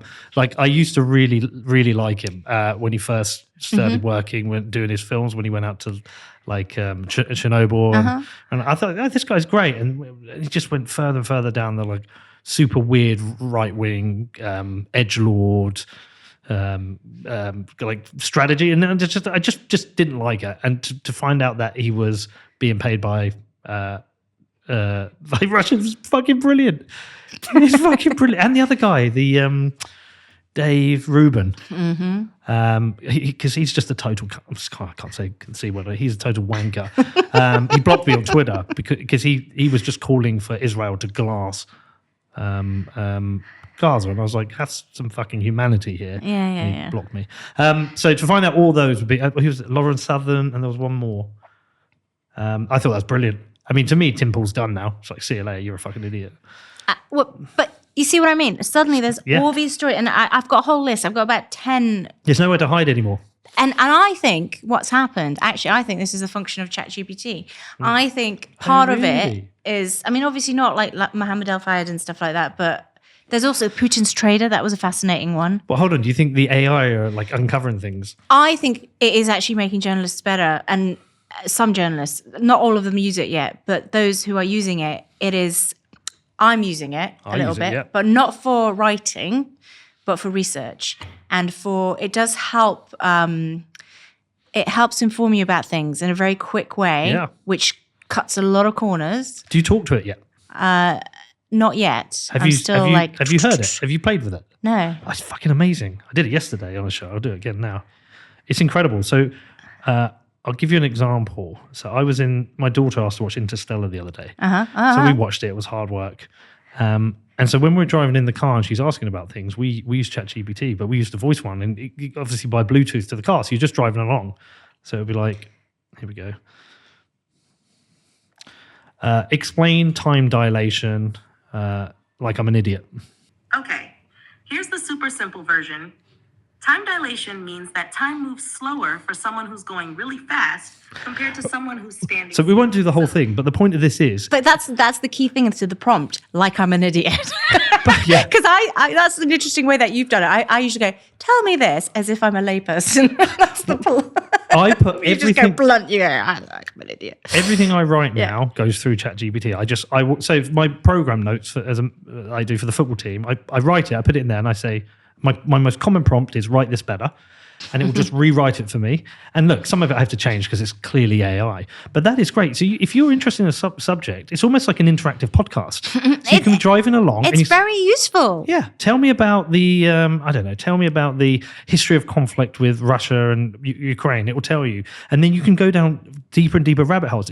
To me, remember those books when we were kids where it's like, turn to this page? Yeah. It's like that for podcasts. You can just have an infinite podcast explaining to you everything you want to know. The other thing it's very good at, especially like the ones that are contemporaneous and linked to the news, like the Twitter one, I just go like, tell me like the top 10, things that have been going on in this obscure sector or whatever. And suddenly I don't have to do that annoying thing where I Google and there's like, you never know. Like the Google rankings are just completely stupid on news and not as good. And this actually delivers really good stuff. And I find it's very good for like, find me 10 experts on blah, blah, blah. Suddenly, now I think it can be gamed. I think the future of ChatGPT, we're not there yet, but I do think, sponsored content is going to get its way into chat. It's be like, tell me about time dilation. Well, time dilation as sponsored by Prada, that's where inevitably that might happen in some sectors, but one would hope not. Now, the other thing that I think would be fascinating is, so I was just in Riyadh for this big AI conference. So I've been kind of down the rabbit hole a little bit. But the big trend in AI is what they're calling sort of sovereign AI. So all these models we have now. Sovereign AI. I know where this is going. Do you? Well, it sounds to me like it's like, okay, we can't stop AI, but let's just make sure it says what we want it to say. Yes. So essentially, all those early day models, as with any sort of Wild West new tech, they were built on data that mostly was free. Like people were just, using up whatever data they could get. Now people have got wise to that. So people are putting up, all the media companies now doing deals with OpenAI. So OpenAI has to pay for their data, right? So suddenly it's getting very expensive to train these models because copyright is a thing. YouTubers are getting wise as well. It's like, no, you can't just data mine this, like, hello. You've got to get a deal with ChatGPT, make sure they're not data mining your podcasts, right? Get some money for it. But the downside of that is that you don't have that free-for-all for data. So actually small language models are going to be, so trained on my opus, my oeuvre. It'll be like a mini me. Now that's really interesting because that means I can scale myself. So I don't have to necessarily have to do all the podcasts. Like you can have an interview with my doppelganger. Do I trust my doppelganger? I'm not sure, possibly not. But at least there's some sort of scaling. It's like a Leonardo in his workshop, right? So there's Leonardo, me, but my little workshop are going to be my little scaled assistants who are trained on my work, on my opus, right? Yeah. So I see it going in that direction, which is good, but as you get those walled gardens built up over different data sets, you're not going to have that sort of pure mass general AI because it's going to be just a function of what access you have to data. But what will be really interesting is what will be the last domain of free data. What will be the dark web. The dark web is the last one that's going to get copyrighted. Mm-hmm. So if like, disastrous, that sort of AI that wants to kill the world, Terminator 2 thing comes about, it's going to come out from the dark web because that's the only one that's not going to be copyrighted. Whereas all the other ones are going to have these silos. So you'll never get the same expansion. But at the same time, what we've already achieved has helped, in my opinion, to beckon a sort of glasnost moment. So by pure comparative analysis, because these are logic machines, if this then that, then by definition, where there are contradictions or holes in the fabric of knowledge that we have, eventually people are going to figure it out. And also because we all suddenly, if you're curious, you have so much more penetration into these pockets, inevitably people are going to stumble across big dark secrets that suddenly become exposed. So you think the AI is helping them to do deeper research, investigative journalism, because they will have said something on the internet somewhere at some point they've forgotten about. So suddenly you're much more effective. And so those days of being able to bury news in some ways disappear because also by definition, I think AI can't contradict itself. It's like HAL 9000. So it has to it will by definition, by extrapolation, realize what has happened in the dark holes. So all the perverts are fucked. Yeah. We're going to expose all the perverts. What? Good. It's like with chain analysis when you do Bitcoin, trying to figure out the transactions. They don't have the access to that data, but they can figure it out, right? Because this happened there and that happened there. Therefore, by definition, that has to be Coinbase. Do you see what I mean? But now you're getting that for knowledge more widely. And everyone is going to be if you've got shit to hide, you should be scared that ChatGPT will expose it. In my humble view, ChatGPT. Chat. I quite like Jack GPT. Why? Yeah, I don't know. It gives it a name. Jack. Gives them a personality. Give them a personality. But at the same time, sadly, because there's this Cambrian explosion of like really compelling information, what we've lost is the platform effect where everyone can see and focus on a single piece of shocking information. So it's diluted. And the last 2 weeks disperses everywhere. We just can't handle. There's so much shocking information coming our way. And it's like, okay, move on.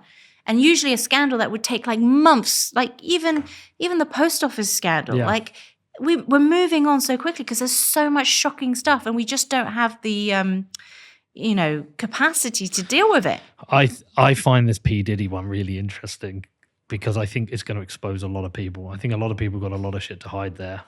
I'm sure. I mean, that is one of the ones. But have you noticed? I feel like that one's getting less traction in the media.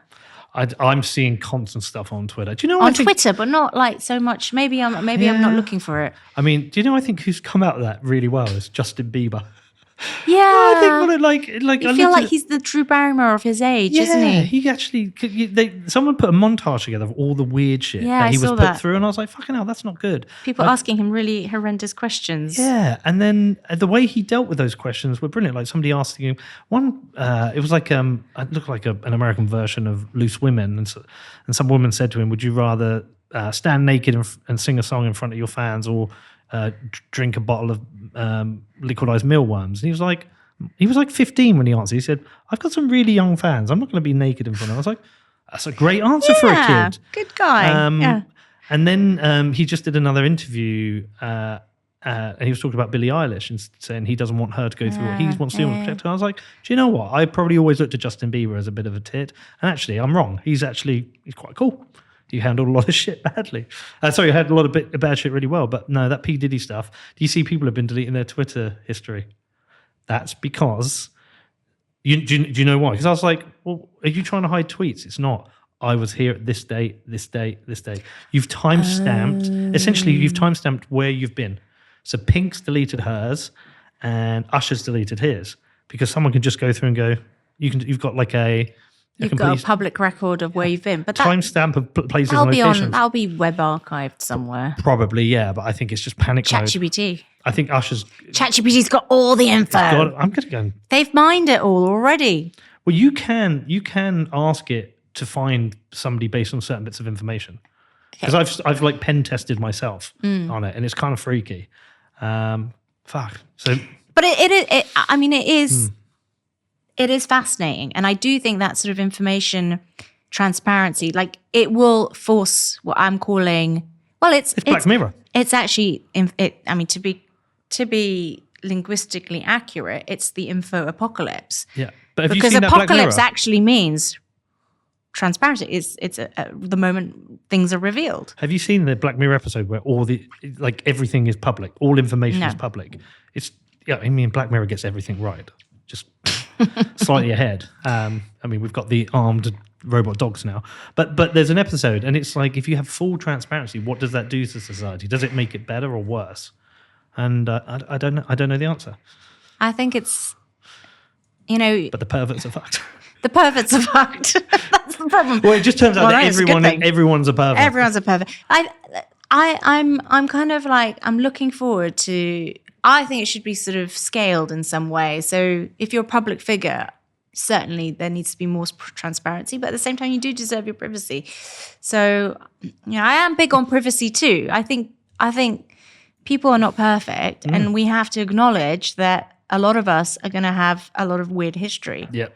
Not me, obviously, because I've got loads of weird history. That's why I can't really go and be mayor.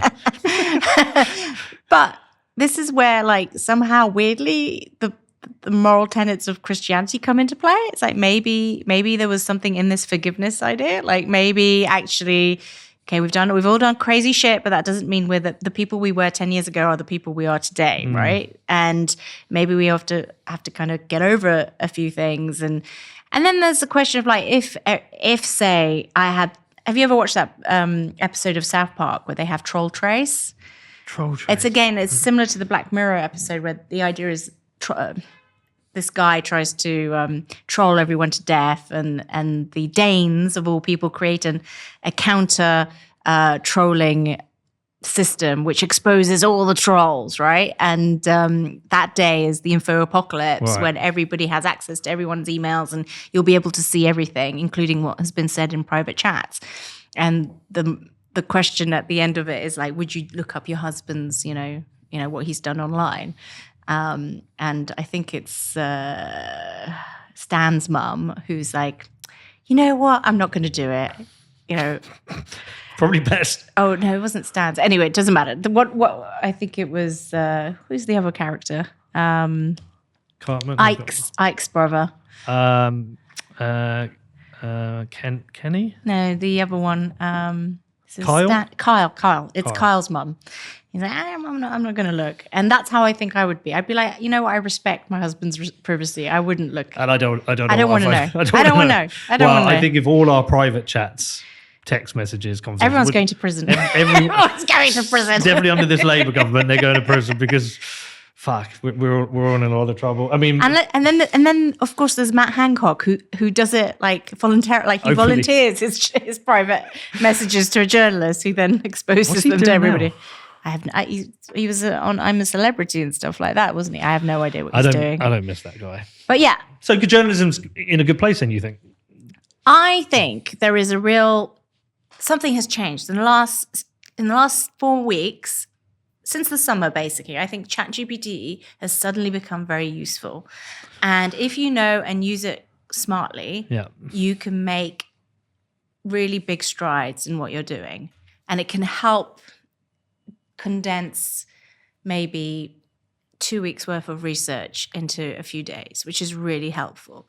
That said, I have ongoing concerns about summarization, and what you're missing, and people might not end up reading any of the core literature. Now, that in itself is problematic and eventually will create a new problem. The Draghi report is another good example of that. So this is how journalism works, right? So you a certain big report, 400 pages, is coming out on a certain day. Sometimes, if you're lucky, you get an embargo and they send it to you early and you can go through it. But usually they give you like 4 days. 4 days is not enough for any journalist to read 400 pages. Trust me, none of us have the time to do that. So they then give you a briefing, a sort of summary of the 400 pages, and everyone reads the summary. The summary they want you to read, though. Exactly. So this is already a summarization issue. So we then read the summary, and then some people don't even read the summary, but that's another story. So then on the day the report is released, lots of people. This is how journalism works. I swear to God. All these different people have different focus areas, will get to the report and they will just Control F whatever thing they're personally obsessed with, right? So if you're a competition person, you'll look up competition. If you're interested in ESG, you'll look up ESG. You'll do whatever you want to do. And then you'll write a story based on your very selective interpretation based on Control F of the document. That's what you'll do.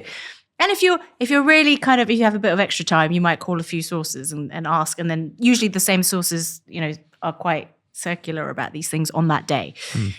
And then you go to press conference and everyone will mostly ask questions that try to make themselves look good rather than probing questions about the core content that might be something useful.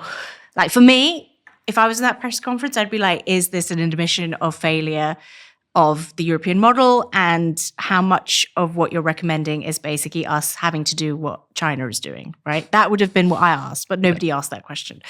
So then you have a few days where really you should read the report, but nobody does because we've moved on to the next thing. So what happens, I think generally speaking, I would estimate no more than 1% of journalists have read the full report. And I think that's a generous assessment.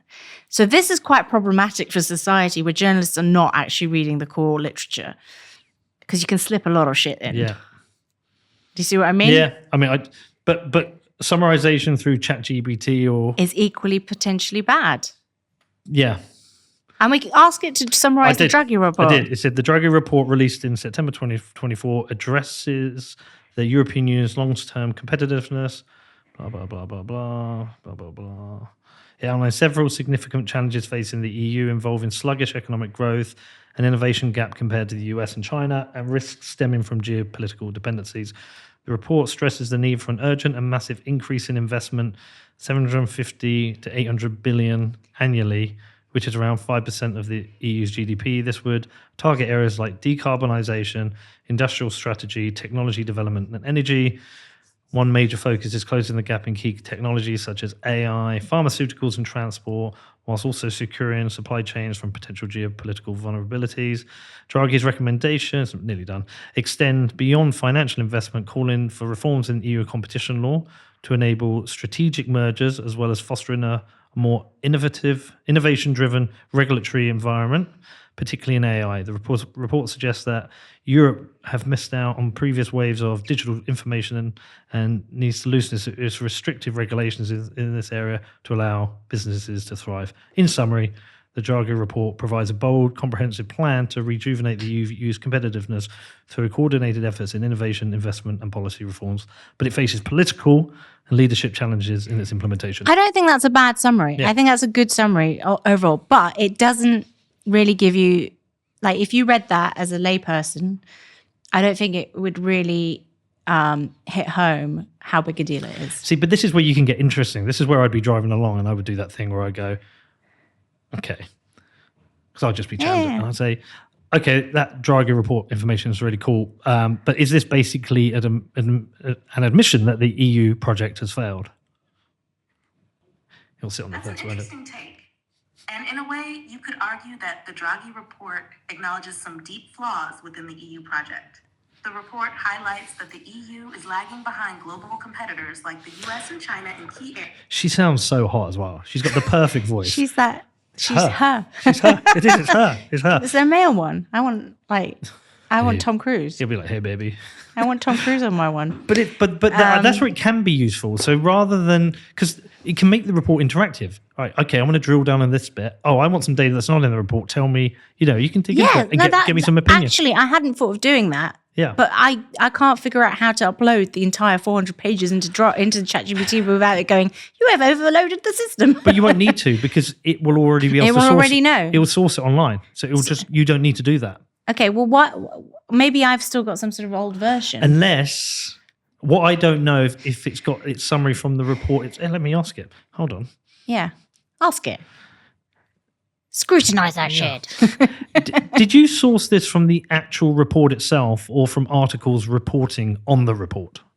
The summary I provided was based on multiple articles that reported on the Draghi report, rather than directly from the report itself. The information came from sources like Chatham House and IDIF, which offered detailed breakdowns of the report's key points, including the economic challenges faced by the EU. Okay, that's enough. Hold on. Go in.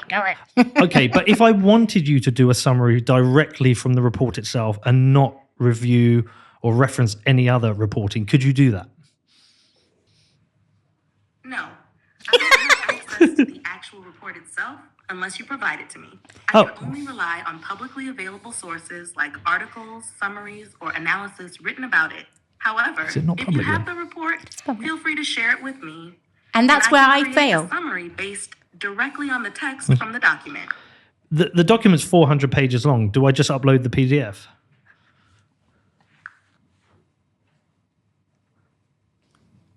Yes, you can upload the PDF, and I can help summarize specific sections or key points from it. Just let me know which parts you want to focus on, and I'll create the summary based on the actual content of the report. Feel free to upload it whenever you're ready. And could you write me a recipe for a good meal to eat whilst reading the report? Here's an idea for a simple, comforting meal you can enjoy while reading the Draghi report. That's why I love AI. I go down some weird... What did it say? Which recipe? I want to know. Oh, fuck. I hope it's spaghetti. It has to be Italian. No. Chicken and vegetable stew. Chicken and vegetable stew. That's that fucking means boring. it really thinks the EU's fucked. Yeah, that's like communism food, isn't it? It's like communism food. Yeah, and in about a year we won't have the chicken. We won't even have the chicken. It would just be vegetable stew. No, but man. you can go down these really weird rabbit holes. That's really interesting. So because for some reason I didn't know I have been uploading PDFs, but sometimes it just goes, no, it's too much. Have you played with Midjourney yet? Yes. Yeah, so we do all our graphics for our football club with Midjourney. You know all the skulls? Yeah, Have you like seen Willy them? Wonka. Like Well, that's all. And what's the one I discovered the other day? Udio, I think, where you can make songs. Have you played with that one? No.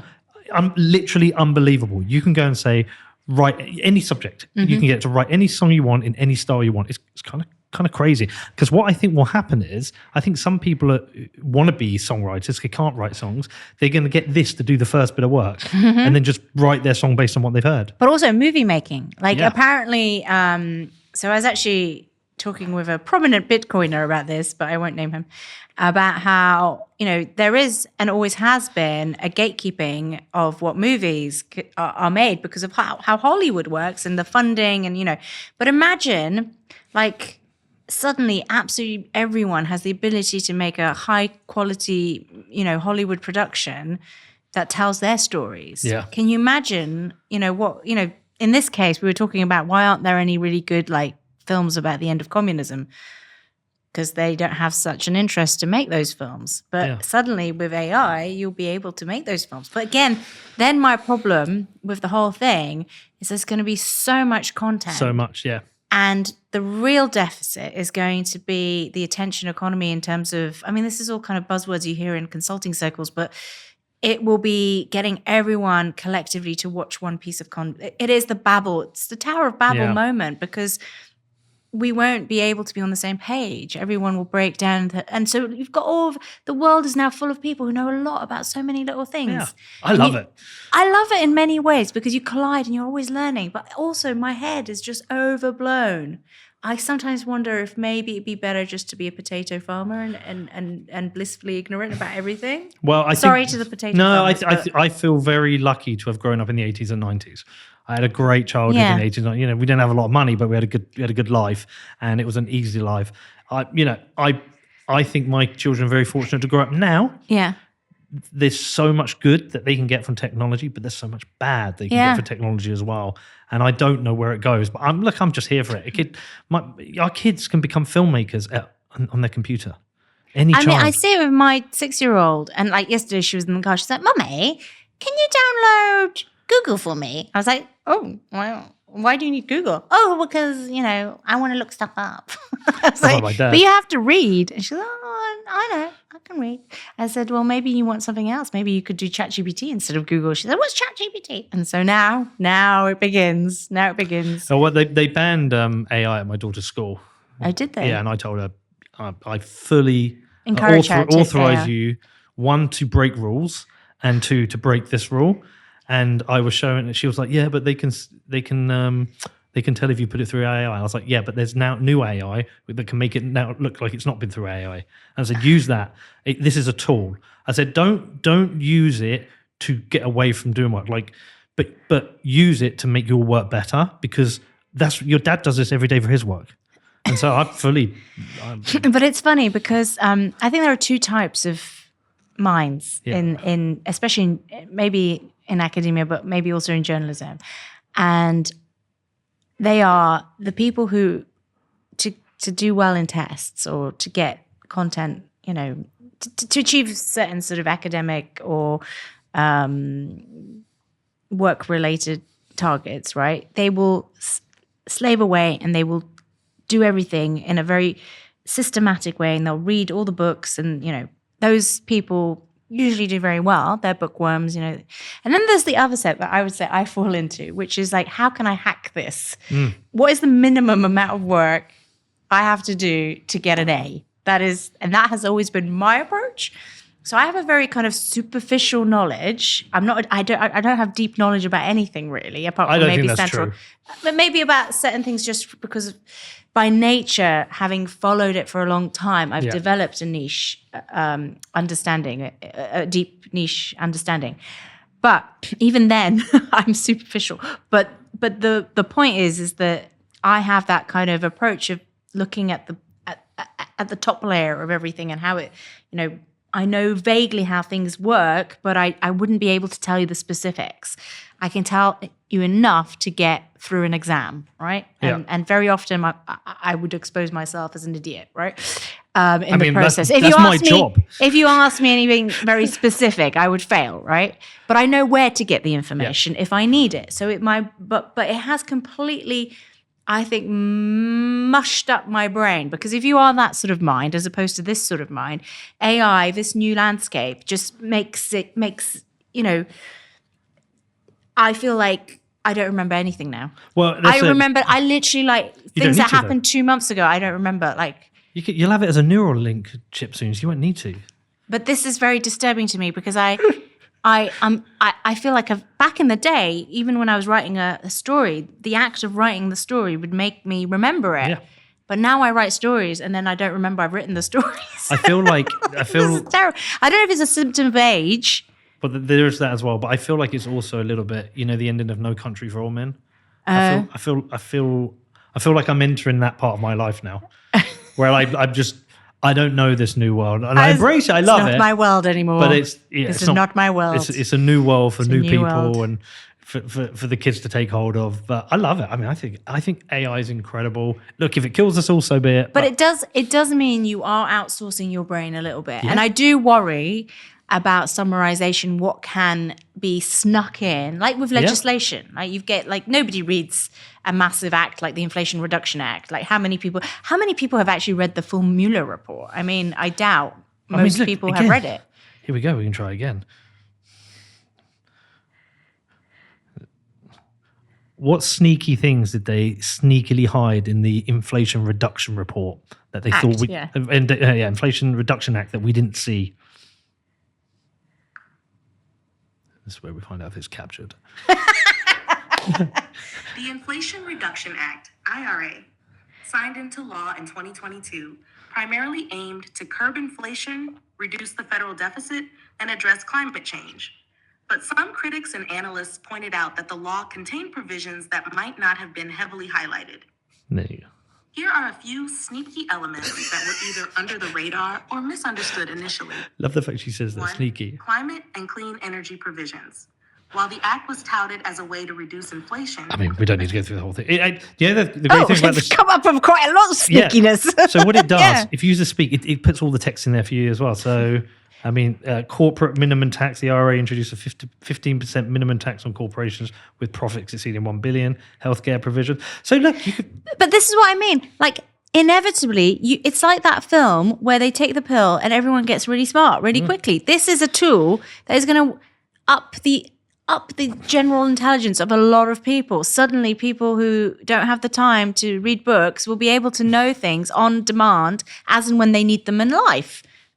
Remember, like when people said to you at school, like, you shouldn't use a calculator because you might not have it around one day. Like at the shopping, when you're paying for your shopping, you're like, no, actually, these days I always have my bloody calculator. That was wrong. That was wrong, Miss Robinson. You see, you were wrong.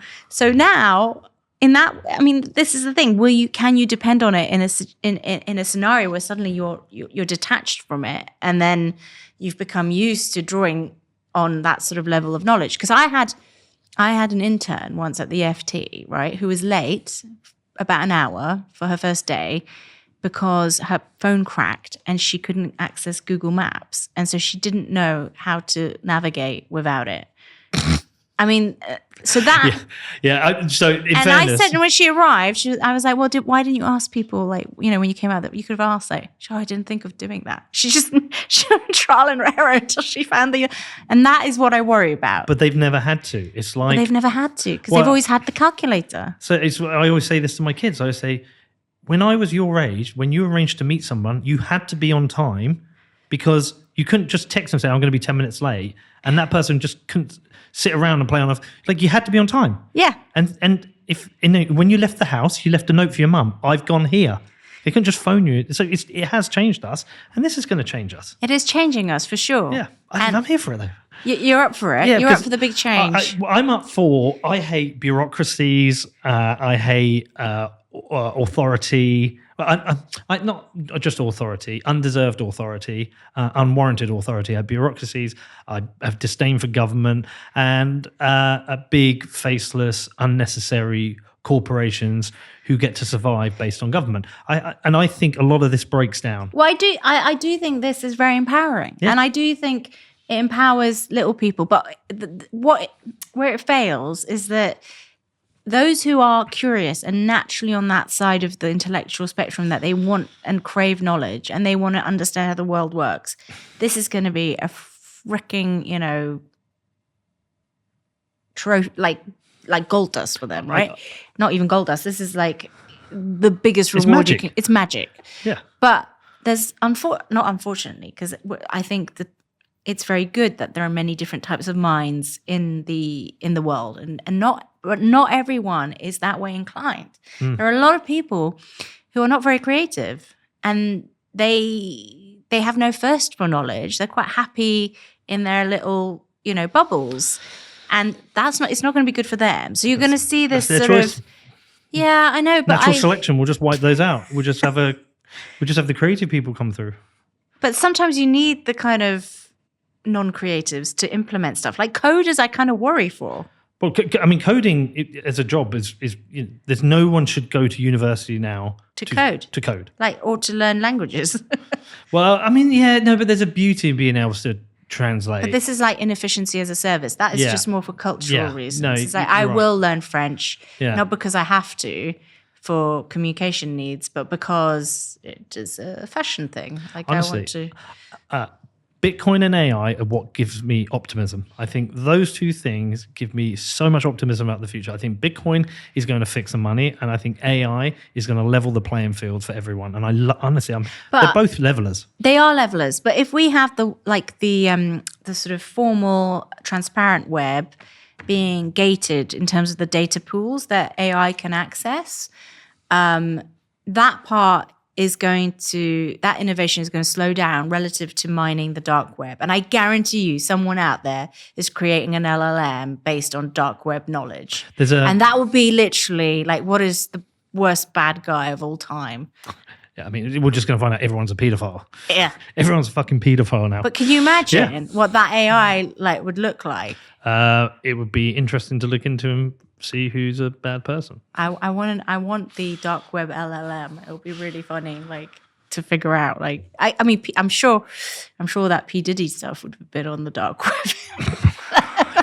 Who is he going to expose? Anyway, sorry. Right, no, we've covered loads. I could talk to you for hours. But anything else you want to talk about? I think given that we're talking about, we've covered drugs, corruption, Draghi. I think the only other thing I would say is, and lifestyle and how information technology is going to change everybody. I, as a woman who has a 6-year-old, I genuinely, this is, I don't want to get you cancelled or anything, but I think we need to I'm here for this. Take back women's right not to work. Yeah, I totally agree. And I'm becoming a bit of a crusader on that front because I get so bored of being torn about my role as a mother and my role as a journalist and as a professional. And it is this idea that you can have everything is I think wrong. Maybe with ChatGPT, finally I can be liberated to spend some time with my daughter, which would be great, and we can do fun things, all the cultural inefficiency stuff that makes life worth living, the frictions. Maybe that is the future. Maybe the future is, inefficiency as a service for the stuff that you really enjoy, and you get a pleasure, it's almost a gift. So you host people and you cook them dinners, not because, we already do that, don't we? We people love cooking, and you'll do it for the love of the art, right? And then you have hopefully less of that sort of rat race stuff associated with just never being able to catch up with things. But I worry that with Jevons paradox comes this moment where instead of improving that ratio, we just end up doing more and more work. And then you get even more inequality because actually a few people will be doing all the work and then, and they won't have like any downtime. And then there's going to be this very big sort of unemployed sector that the non-creatives you might call them, who have to be supported by some other means. I don't think that's a very good structure for the economy. But maybe there are people who'll be prepared to make that sacrifice to be the kind of like, top tier, we work all the time and we do it on behalf of everybody else to be really inefficient and have a nice life. I spoke about it with my daughter. She's 14. She's going into her GCSE years. So therefore, she's on that path now. GCSEs, then A-levels, then university, then career. And I just said to her, you don't have to be career orientated. Yeah, exactly. You could be orientated around raising a family. But you don't have to make these decisions now, but the things that you will need to be aware of. I found out this week, if a woman hasn't had a baby by the time she's 30, she has a 50% chance of becoming a mother. Yeah, no, it's true. And I think most girls I know expect to be in their careers at 30. And I think you just got to be honest with people. Just say, here are the facts. If you want a career, great, but these are your chances of having a child. And also, you don't want to be an old parent necessarily. Nope. And, I very much regret not having had more kids. Yeah, same. And I blame kind of my mother because my mother was a very professional, woman who was I grew up because shadowing her and thinking that that's how you have to live because I was brought up by nannies and she was always working and never present in my life. And, I never had a pathway envisaged where I might not work. Like it was always just a given. You had to go to work. In fact, I would say it was frowned upon or seen as something, something to look down on. If I was to say, Mum, I'm going to be a housewife, she would be like, oh, you failed, So I kind of blame my mum a little bit, but she's passed away, so I won't take it against her.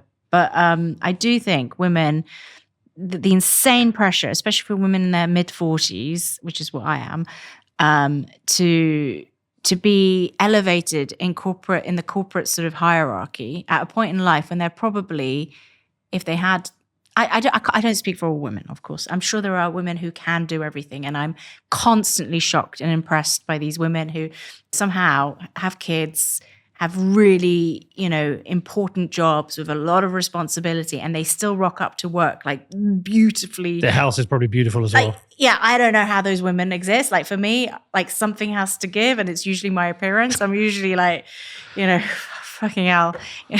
And certainly, so I'm very impressed with those women. Yeah. But at the same time, I think it's mad that as a society, we are putting probably women who are kind of perimenopausal into positions of great responsibility. That is going to get you cancelled. Is it? I think it's very Not taboo. You.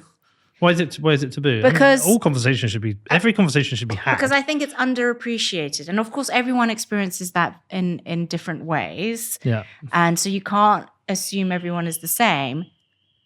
I know. Alarm. Danny's going to have a lot of work on this episode. This is, yeah.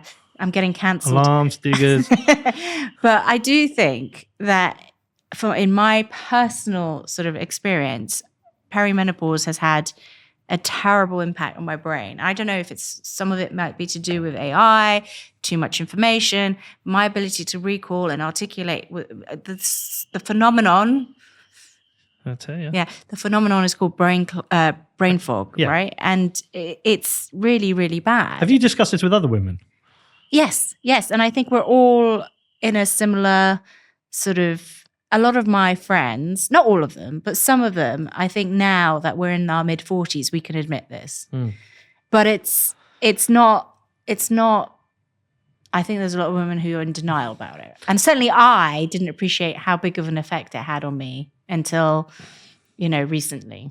I think there's another problem though, to be able to have children, I think a lot of these families need two incomes. It was Dominic Frisby showed it to me on inflation. He put it really clearly. He said, there was a time where you could have a house, a car and a holiday on one income. And now we need two incomes to do that.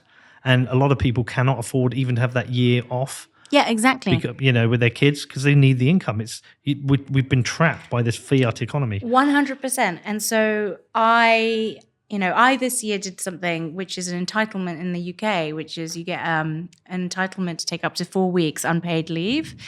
And it's an entitlement. And I decided to take it. And it was the best thing I ever did. Obviously, it came at the cost of an income. And a lot of people can't afford to do that, right? So, and that is the problem that you're talking about. Yeah. That said, as an employer and a manager, it's a freaking headache to employ women who suddenly go, oh, I'm going to take a month off in the summer, or I want part-time, or my daughter's ill, I've got to take her to that hospital. can be I kind of raised my son on my own. It's more, it shifts the bias towards women, but it is for both. It is for both, but can I tell you another radical thought? It's a family. But even it applies to men who have an equal burden in the household too. Absolutely. So I've got a very quite controversial thought. As somebody who's an employer as well, I believe you should be able to sack anyone at any time as long as it's not discriminatory. I've got no issue with somebody coming to me and asking for time off. My previous company, when I had my advertising agency down here, you couldn't get your bonus if you didn't take all your holiday. And you had to take it through the year. Because what we used to get to the end of the year, people hadn't taken their holiday, so they can have the money. It's like, one, I don't want to give you the money. Secondly, you need a holiday because you burn out. But my controversial opinion is I don't believe in legislating for maternity and paternity. I don't think the people who choose not to have babies should pay for the people to have babies. I think it's an independent thought and idea. And I think that, and if you want to, I don't know if you should, I don't know how you deal with, somebody is pregnant. I don't think you should be able to sack somebody because they're pregnant. I feel that's harsh. But this thing where parents can take a year off and be paid, why should I pay? You should pay for that yourself. Controversial thought. There is a lot of complexity here. And I certainly, my key point is that I think we need to rethink some of these assumptions. And I think for corporates, there is a productivity issue with having two-parent, households with two working parents, because there is an inefficiency. Having one parent, having essentially one parent at least who is a 100% professional is really important. Yes. Because corporates need those professionals. Nowadays, those 100% professional people they tend to be young people who haven't had kids yet. Yeah. And then you make allowances for people who are getting older. But at the same time, I've found, I don't know about you in your network, but it's also the case that just as you're getting to that point where your experience should endow you with the right to have a bit more flexibility because you've got kids and stuff, and you should still have a high salary because you bring experience to the table, those people are getting fired. Because I'm not mixing in corporate circles anymore. Yeah, so I find that's happening. I feel that's happening, and a lot of that is also to do with we can displace experience now because we've got ChatGPT. Yeah, there you go. And actually, we need the support structures in place to have people be parents. We do need that, but there is no doubt it makes you inefficient. Well, I think also kids need 100% professional parent. I need do it full time. And they do. I know my kids didn't have that, and I know the impact because one, we are separated from their mother, and two, I work a lot. I know I've not done the best job there, and I know they've suffered. Yeah, and it's shit. And again, this is what goes all the way back to again why I'm such a proponent of Bitcoin, because Bitcoin allows you to save money for the future and to be able to have breathing space. I consider Bitcoin as breathing space. It buys you time. It buys you breathing space so you can have more time with your kids and or do the things you want to do. And so I don't know. We're in weird time. I think we've covered everything today. We've covered everything. Every issue in the world. Every single issue. And done it. It's solved it. None of them. But we are in weird times, and I don't think the world we will be in 20 years. I think it's going to be very different from the one we're in right now. Very, very different. And I think for the better. I'm really optimistic. So. I went through a real kind of pessimistic period, and I'm like, no, fuck this. Put good energy out there, feel good, and I'm optimistic and I'm focused. And for me, it's going to come down to if we've got to fix government, we've got to fix money, and we've got to use technology, and we will create a beautiful certainly world. there is now a very strong argument to get rid of government and replace it with ChatGPT. I genuinely would accept that. I genuinely would say have ChatGPT make decisions over politicians. I'm ready. I'm ready for President ChatGPT. Jack. Yeah, President Jack. Yeah. Yeah, no. I mean, there is an argument as long as it can have that access to what people feel and be a benevolent dictator AI is what you're saying. That's what we want. Yeah. But dictator AI, I'm ready for it. And what's interesting is that I think that's the way Saudi Arabia is going, maybe. This AI conference I was at, it was just extraordinary. And that for another time probably to discuss. But it is very interesting how maybe one dictatorship might be replaced by an AI dictatorship. I'm here for it. I'm going to play with that. That's what going to be my next journey in the car, playing with the ChatGPT as the governance and see what it comes up with. Yeah, well, look forward to hearing all about it. It's always great to talk to you about any subject. And today was amazing. All right, listeners, go check out The Blind Spot. I'm a subscriber. It's incredible. See you all soon. All right.